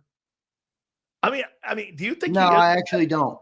I think it commands more respect for who Jalen is. Because it's one thing to walk around like your shit doesn't stink when you've never won something. And people can say, why are we so sure? Why are we so sure to follow that? Or, other people did it. Jalen's won now. Jalen's been the leader of the team that's going to 2 Super Bowls in 3 years. Now you're starting to look at, again, I don't care what his style is. I can learn from that. All right. Something's working. And I think Jalen kind of will earn more of that. And that comes with time. That's not something you can get early more in winning. your career. Yeah, more winning and time and, becoming a veteran player and, having the experiences Hurts has. But I do think the success that the team has had will create a better environment for the leaders to be leaders, and I think Jalen is certainly included in that. I'm going to make a comparison to Jalen Hurts to an athlete. And you tell me if you think this fits. This guy was not really a rah-rah guy. He was never really the clubhouse cheerleader kind of guy. He performed on the field. He was a little awkward himself in how he played. Do you have an idea? And plus, he's a champion. Do you know who I'm referencing? Say it again. Okay. He was a little awkward in how he was in public. He was kind of shy. He was a champion. He wasn't a rah-rah guy. There were other rah-rah guys on his team. He just wasn't. He was a consummate pro. Football player? No. Basketball player? No. Baseball player? Yes. I was going to say Jordan Prince. Baseball player. Derek Jeter. Derek Jeter. Damn, if you gave me another second, I might have came up with him because I figured you would say somebody that I would know, not somebody from the 70s, 80s. You know what I mean? Where I would. Jeter's a good one. Awkwardly not a vocal kind of crazy guy. He never really liked the public persona of anything. He was kind of shy in how he dealt with people. And then he was the ultimate consummate champion. It kind of like Jeter. It's kind of like Derek Jeter. I could see that. Not my favorite comp, but I see what you're saying. 5-time champion, captain of the Yankees. Hurts with 5 rings. Oh, baby. The guy. Oh, yeah. Jeter wasn't a shit talker. Jeter never wears his rings. None of that stuff. Jeter don't put rings on. I'm surprised you. I thought for sure you were going to be trolling Jalen for not putting on the ring. No, why? I think that's tremendous. Yeah, I do too. I know. Nobody knows why he actually. You see Terry Bradshaw. You see Terry Bradshaw when he was on the pregame show for Fox. Everyone wore their rings but him. You know why? Someone asked him. He goes, "I got 4 of them. I can't pick one." Well, once you're done, then that's when I would actually wear them. Howie's got a couple. Jimmy got 1. Strahan's got 2. Bradshaw's got 4. and 2 Super Bowl MVPs. I'm feeling a bold prediction on this Tuesday. You want one? Yeah, give me one. This is fucking bold. Well, hey, this is fucking bold. Wait, that 2-time All-Pro. No. This is bold. Is pretty bold. This is a macro prediction that is bold, my friend. Okay. Who's ready for it? Let's hear it. It has to do with Jalen Hurts. Oh, God, not another one of these bold. It has to do with Jalen Hurts. Please. I can't. Look, I've now got my sheets here. I'm writing fucking. Who's ready for this? I'm ready. Let's go. Who's ready? I believe that Jalen Hurts will win more Super Bowls in his career than Patrick Mahomes.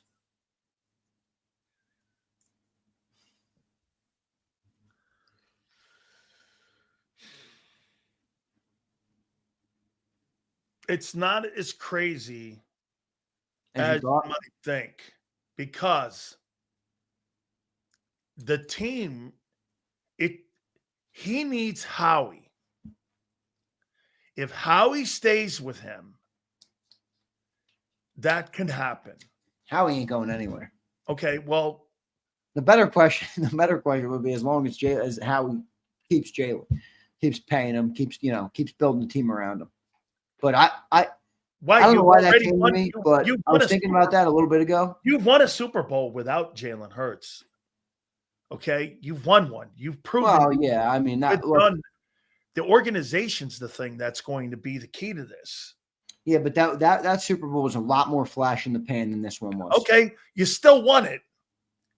Look at Nell. I need what Xander's smoking.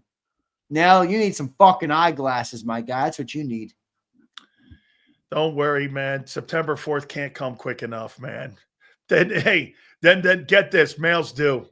That's all I know, man. This offseason has been nothing but a boat ride. Jalen Hurts will win and more then you guys Super Bowl. circling Broad Take Street. it to the bank, Sileo. He's gonna win.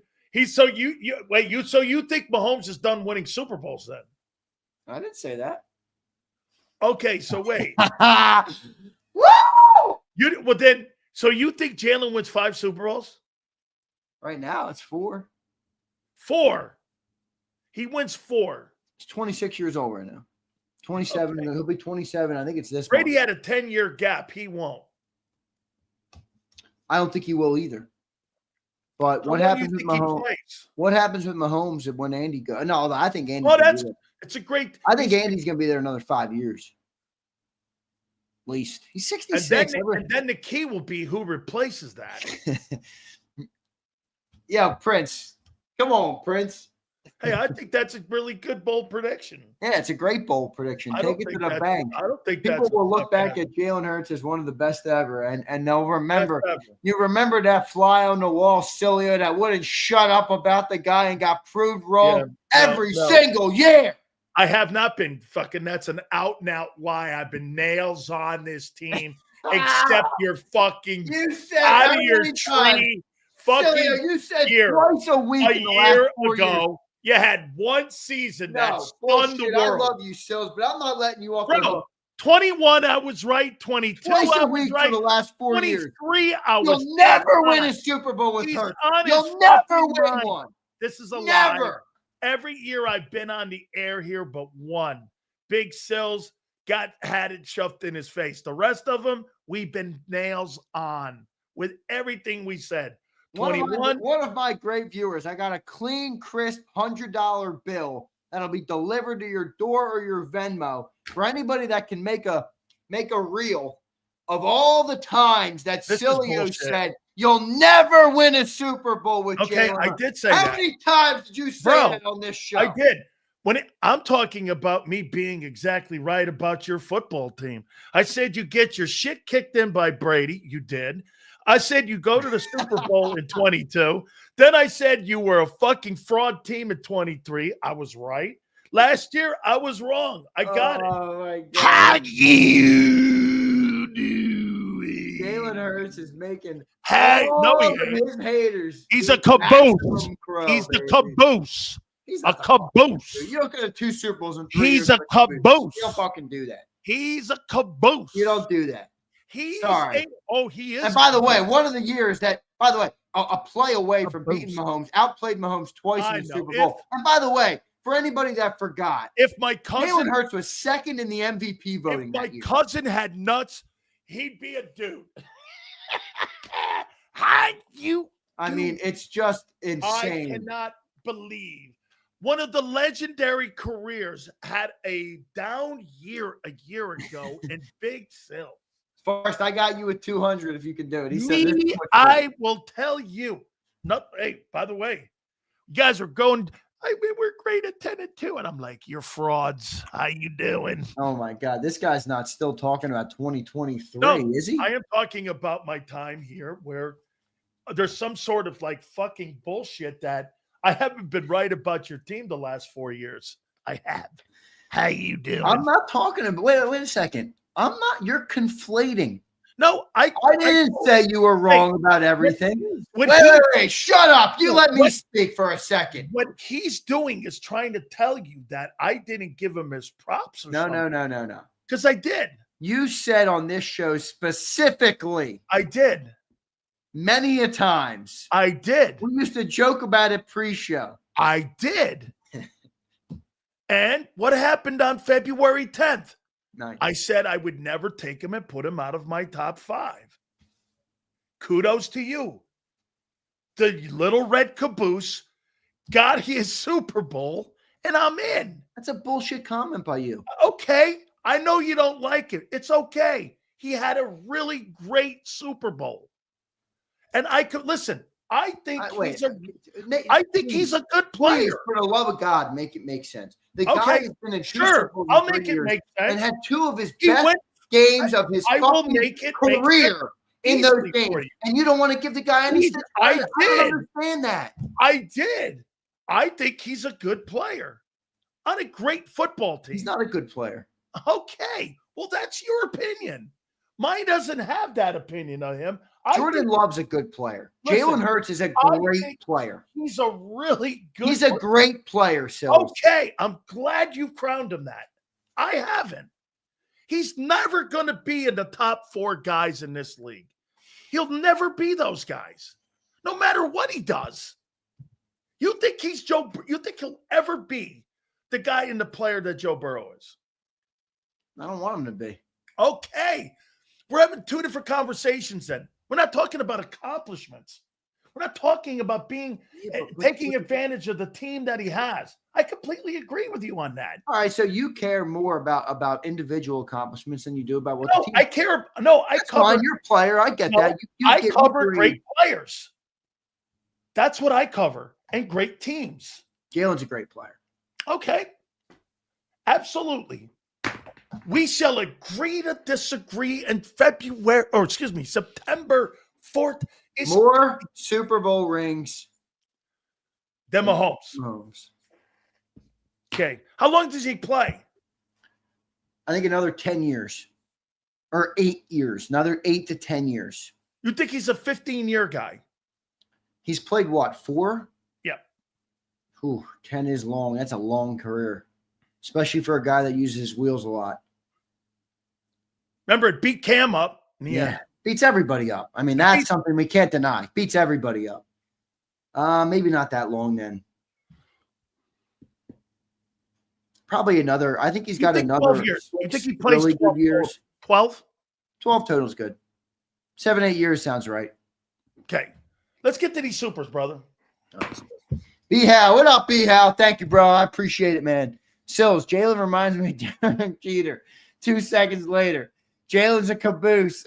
Let me ask you something, Brandon. I'll tell you why I would do that to you. You ever think that Derek Jeter was better than A-Rod as a player? He was never better. He was never a better ball player than Derek Jeter. Derek Jeter was never better than A-Rod. But Derek Jeter's looked differently than A-Rod is. A-Rod was a superior player. A-Rod was a better shortstop, actually. He had 3 Gold Gloves himself. But nobody looks at A-Rod as a better ball player. Because why? He was a leader and he was a homegrown Yankee. Homegrown Yankees always get the call. Is Jalen Hurts an all-pro, Sills? On that team? No. There was a correct answer to this question. Is he an all-pro? No, he'll never be first-team all-pro. Ever. Well, he's already won an all-pro. Well, he'll never be a first-team all-pro, ever. In the history of this league, that guy will never be a first-team all-pro, ever. Ever. Take it to the fucking bank, baby. Take that to the bank. First-team all-pro coming for Jalen Hurts. Never. Are you kidding me, Prince? Yo, Prince, excellent super chat, Prince. Never happened. JD says, Amber Heard lost $1 million for shitting the bed, but Allen, Lamar, Dak, and Herbert get paid $50 million to do it every February. Could be Jalen Hurts, JD. Tough to be on a shitty team. It is. Oh, there it is. Oh, no, there it is. He's on a good team. Those guys get punished for being on a bad team. There it is. Coward says, Jalen is clutch when it matters, silly. That's elite. Elite. Yes, sir. Here we go. Hangry Dogs Dio says, we want Dabo. Go All right. Yo, all right. You guys really want Dabo? I got good stories from Clemson, though. I've been to Clemson a couple of times. Man, I got stories at Clemson I probably should never say on the air. Wait a minute. Have you ever been to that stadium? Yeah, I've been to that stadium. You see that big tiger paw they got out front there, man? Yeah, I seen it all. Wait, I got to walk through that whole stadium. With the equipment. Oh, you hit the Rock? Huh? I hit the Rock. I went to the basketball arena. I got great stories. I played a football game in there when I was at Maryland. I played a football game. Right. That's right. Stories that I should keep off the air. Yeah. Kyle says, y'all see Trayvon Diggs on the pup list. Yeah, they're already toast. Bro, the Cowboys are just. Yeah, that might be my worst take of the offseason might be my Cowboy take that they're going to beat the Commanders in the NFC. I think they're a 6-win team, dude. Let's 6-win there team. We go. Kokorski, look at Christopher Michael. Christopher Michael, I recommend to you to open your fucking ears. Ringo is the liability no matter how much Z loves him. Sills, who's the biggest question mark I've said all offseason on the defense? It's Ringo. Come on, Michael. And the safety position. Because we're not sure who's going to start there. Yes. Christopher Michael again. I think Reed walks. He wants to get paid, and they ain't paying him 10 to 15. I agree with Xander on this. In next year's draft. Bro, wait a minute, Christopher. That guy walks out the building. He's a $6 million a year guy. He stays in the building. He's the $12 million a year guy. You really think somebody's going to pay that guy in the open market? I think he's going to get more than 6. I do. I think you get more than 6. Okay, well, I think he's a replaceable guy. Here's B Pump. What up, Pump? He says, Sills, I'm worried about the running back room. It's Barkley and a bunch of random generated guys. Best running back draft in years, and we didn't get one. How he trolled us, man. Hold on, wait a minute, Pump. The second best running back on the team is Hurts. He's the guy you're scared about. I think they're going to run more RPOs because of that fullback being put in there. That's where I'm going with that fullback. I think that fullback is in there for Hurts, not for Barkley. And they're going to run more RPOs, man. I could see Jalen with 700-800 yards this year. Yeah, I could too. That's what's my concern with those 10 years. I said we got that one. I think. Let me make sure we got everybody. I think we got everybody. Great super chats today. Hey, so when does John's out there tomorrow? Yeah, so we have no morning show tomorrow. I'll be live at 8 a.m. because I know we got a lot of people who check in on the channel at 8 a.m. So I want to make sure we're there. Good. We got content. Good. And normally we'll have John by phone in the morning, but because tomorrow's the first day, he's got to go get his credential. They got to go through all the hype and the hoopla and all the bullshit that the team makes him go through. So I won't have John tomorrow in the morning. Are videos going to start being posted? I'll have some video. I'll have some video from John. They really put clamps on it for those who don't know. Have they gotten tougher this year? Well, John sent me the email. It certainly didn't get looser. It didn't get better. All right. Yeah. So I'm reading the email now. It's they're very strict about what can be shared and stuff. So some video, but I'm more excited to hear about what the heck is going on behind closed doors at NovaCare Complex. I want to know about this defense. I want to know about these young guys. I want to know about Patullo. I mean, I want to hear about these things, man. I'm ready for this season. I have one question. Can John do a stand-up from the facility? Can he do a stand-up tape? Yeah, because we should get him on your show more, too. People have been dying for that content. Hey, what I'm saying is, can he do a stand-up there, like this is what we saw, like a live report, and then tape it and then air it? Okay. I got to look into getting him the right like internet system. Because I do want to ask one last one here, too. So yesterday we kind of threw this around, and you had a great response, but then somebody else brought something else up about Kevin Patullo. So in 23, they fire Brian Johnson. Then they turn around and they go outside the organization, and they hire Kellen Moore. And Kevin was in the building. So they went and elevated from within. Then they went and got someone from outside. Why is Kevin Patullo, again, in your opinion? Why do you think he's ready for the job now? And they passed on him twice. Well, I mean, everybody's at a different phase in their career. I think there is a learning curve. I think there is, moments, and I think not everything is right. Everything happens. I think it all happened at the right time, to be honest. Now, I'm not saying what you're saying is so off base. It is true they didn't promote him at then. Why promote him now? but he got more experience. He's learned more. He's seen more. He's experienced more success. He saw, the downturn in 2020. Maybe they're more comfortable with him in that Yeah, role. and I just think you learn more and more like experience, like in life. You know what I mean? Like I could have been the host 4 years ago. I wasn't. I could look back and say I should have been. I would have saved myself a lot of fucking money. That's for fucking sure. All right. But I didn't. And it all happened for a reason. Harry Mays. Harry Mays. That's the least of my worries. That one. Big Z, keep kicking ass, my friend. Way to go, dude. I cannot wait until we get this. Last weekend was the last week of non-football. Now we're teeing it up, bro. We're here. I know, man. I'm ready, man. Hey, dude, does it seem like it went like this?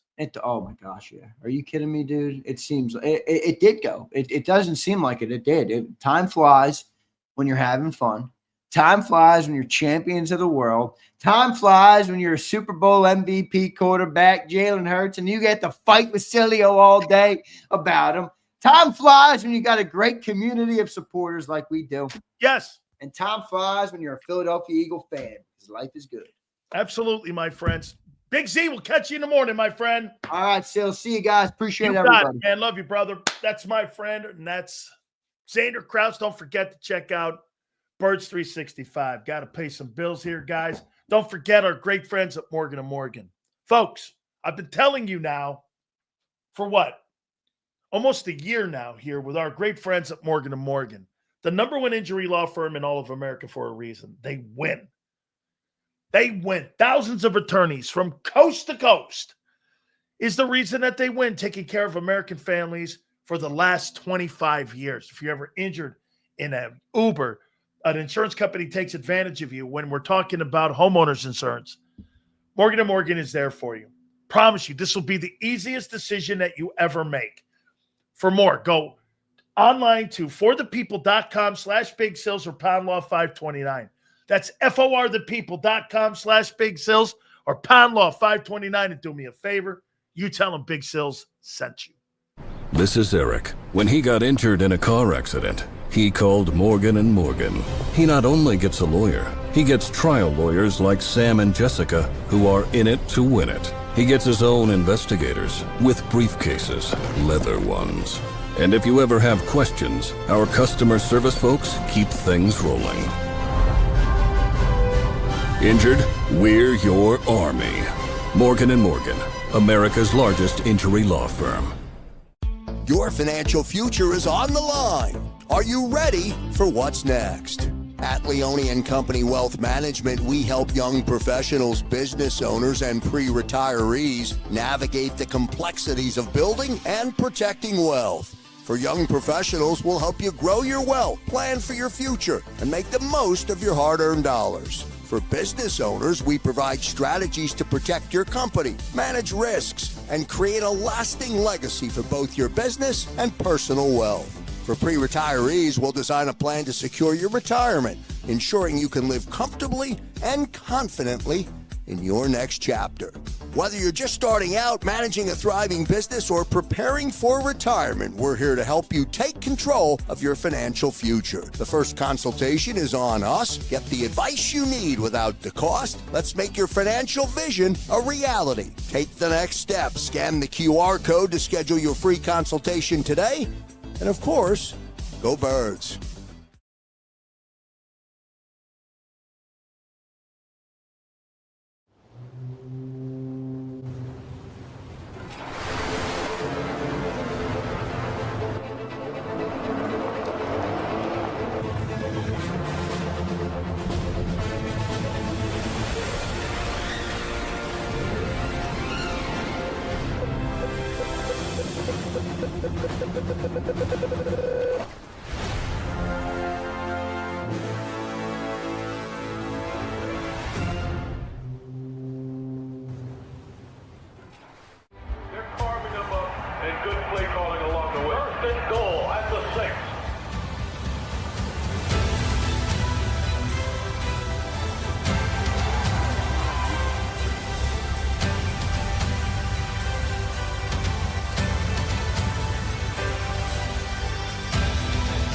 Field of life, First Trust Bank is there for you.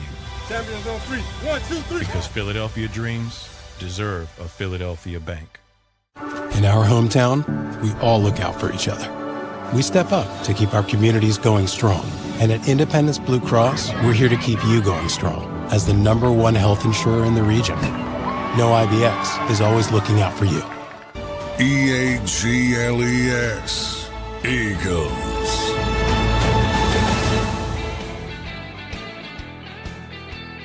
Big Sills, do me a favor, guys. Hit the like button. Funny. I say something here on my program a couple days ago to Xander Krause about Nick Saban being a future head football coach for the Dallas Cowboys, and now Dan Patrick's talking about it. And somehow that's bullshit when I say it. Now Dan Patrick's saying it.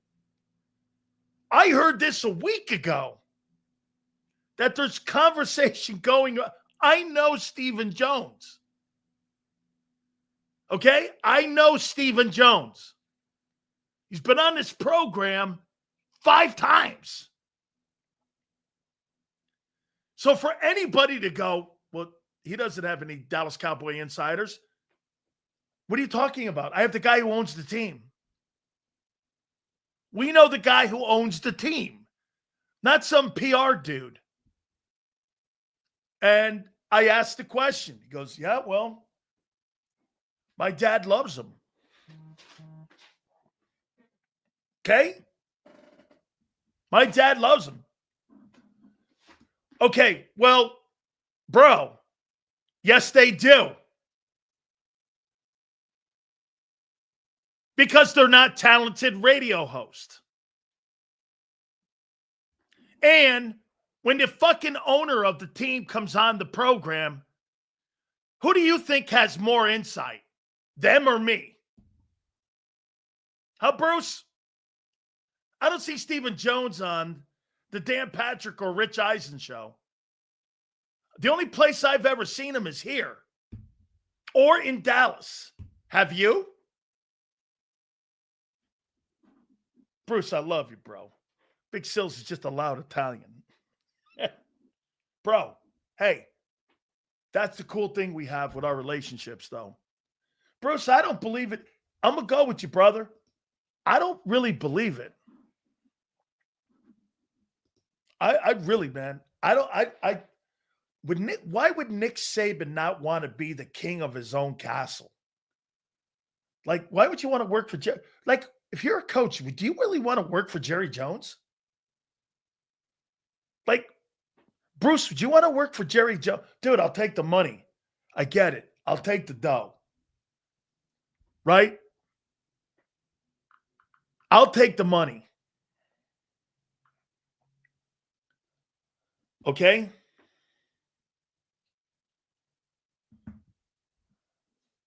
I'll take the money. But do you want to work?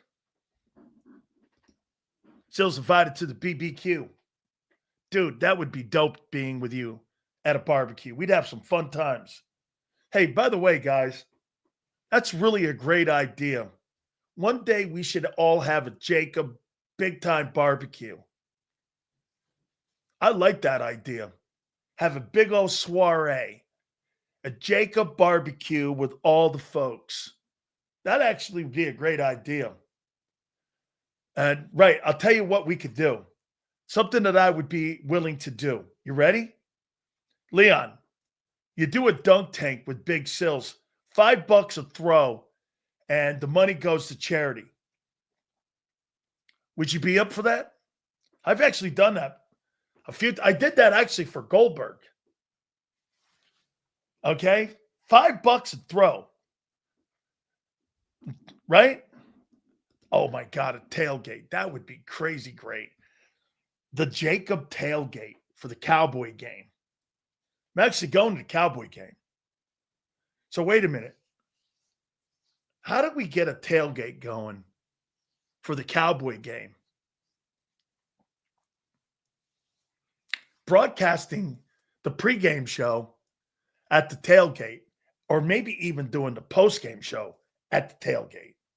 Would we be allowed to do that? I don't know how NFL security would look at that. Whew. That'd be fire. Hey, you talk about getting Big Sills out of the Dan cave and at a game, at a tailgate in Philadelphia, PA. Yes. Okay. No. I'm not eating Irish food. I'm kidding, man. Hey, listen. And I'm not eating Irish food, dog. I'm eating burgers, I'm eating brats, or I'm having Italian food or some seafood.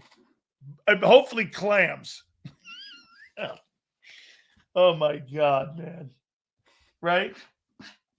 All right. So listen to this list here, man. You know me, I love lists. You know the coolest thing about our community is? Here's what I'll tell you. You guys talk all kinds of shit to me. I know why you guys ran Josh Innes out of the market. There's no way he could take it. There's no way a dude like that could take it. Okay? Hey, bro, you don't know me from a fucking can of paint. Don't pretend like you do. You sound like some of those guys that go on my ex account. Yeah, Sileo, you're this and you're that. I'm like, do I know you? No. Have I ever met you? No. Do you know any of my friends? No. But you're an asshole. Okay. Okay. Yeah. All right. Sure. But I give you credit, man. You come here every day, so we're good. Hey, you love to hate big sales. There's a place for that here.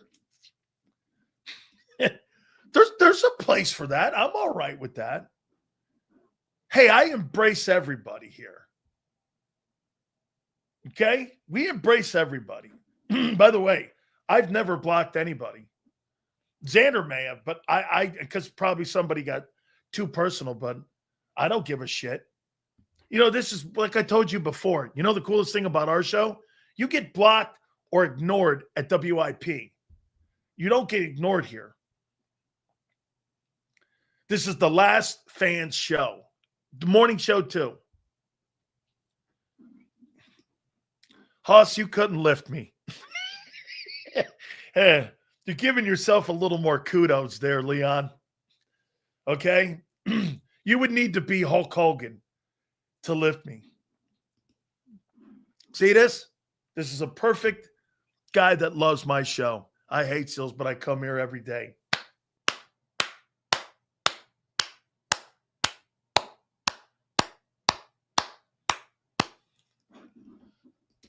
Whose tone?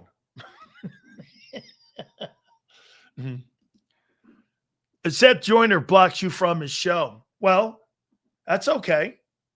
God bless the Seth.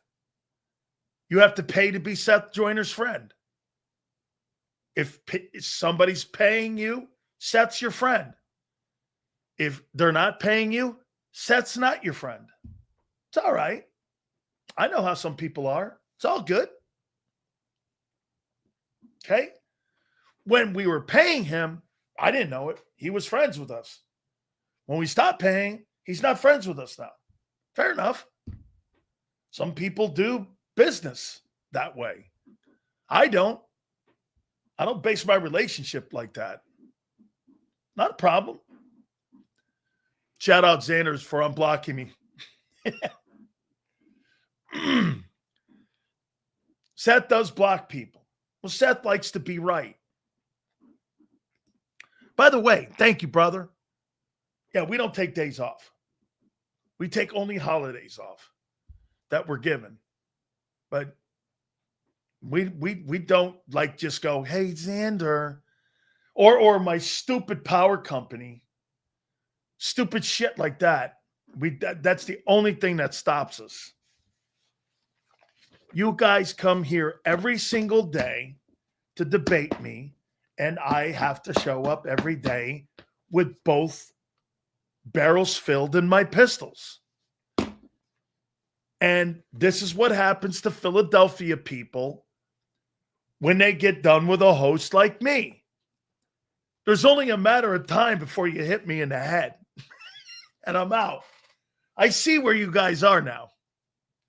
You relentlessly go bang, bang, bang, bang, bang, bang, bang, bang, bang. Shit. I keep getting hit every day. Eventually, they're going to hit me. But see, you got a tough dog here. Okay?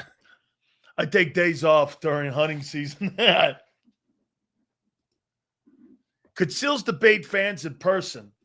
I already tried that, and I put some people on here, and they wilted like butter in a pan. Well, M. Reyes hung in there. But some of you guys were like, Xander thought it was a love fest. Because, I have little techniques. But see, you guys are now starting to get used to my techniques. Okay?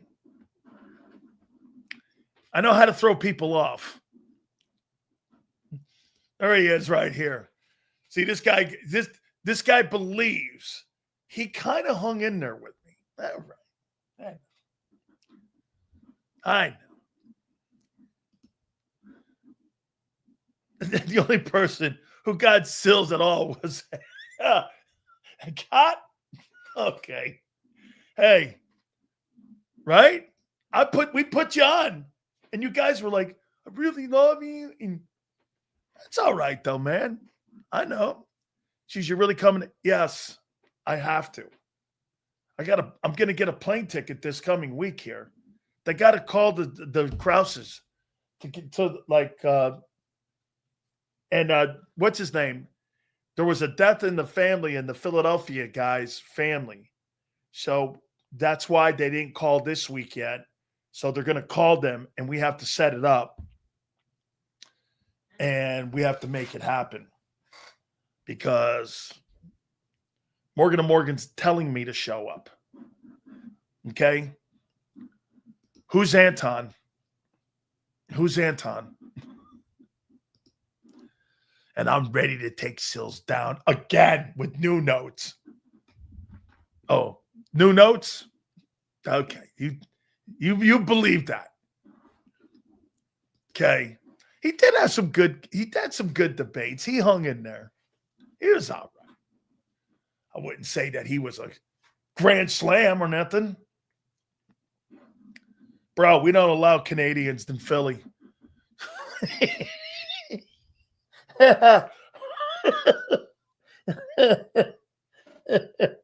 I'll destroy you. Oh my God. Yeah. Let me guess. I know who LJ is. It's Liam Thomas.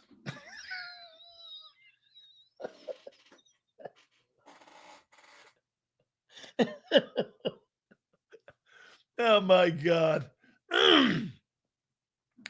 All right, look at this. Like a duel. Ooh.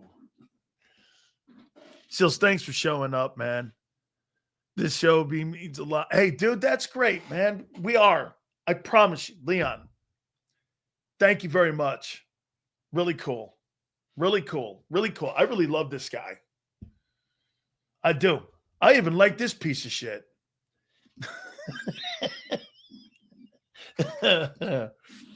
Sills, is the league going back to less passing? No, they're not.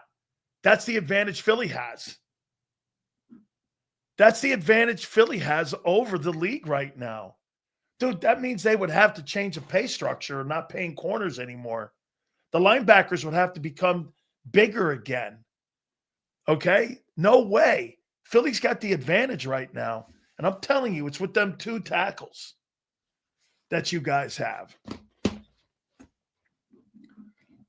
Oh, my God, that is so true. Nice one, Forrest. Okay? Love you too, brother. All good, man. Guys did a great one. By the way, Battle Royale tomorrow. Thursday, I'm going to put you guys on notice. Do not treat my girl, Joy Taylor, bad at 4:30. She's making her first public appearance. Okay? She's making her first public appearance on JAKIB. It's going to be widely viewed. Don't make an asshole out of me. Okay? Joy's coming on Thursday. All right. We will see you tomorrow. Joe, Xander, thank you. Don't forget to check out Birds 365 in the morning. Also with Xander, and then later in the afternoon, because John's going to be at practice. The first day at camp. We're looking forward to it. Football is here. Till tomorrow, 2 to 6. We'll see you on the flip side.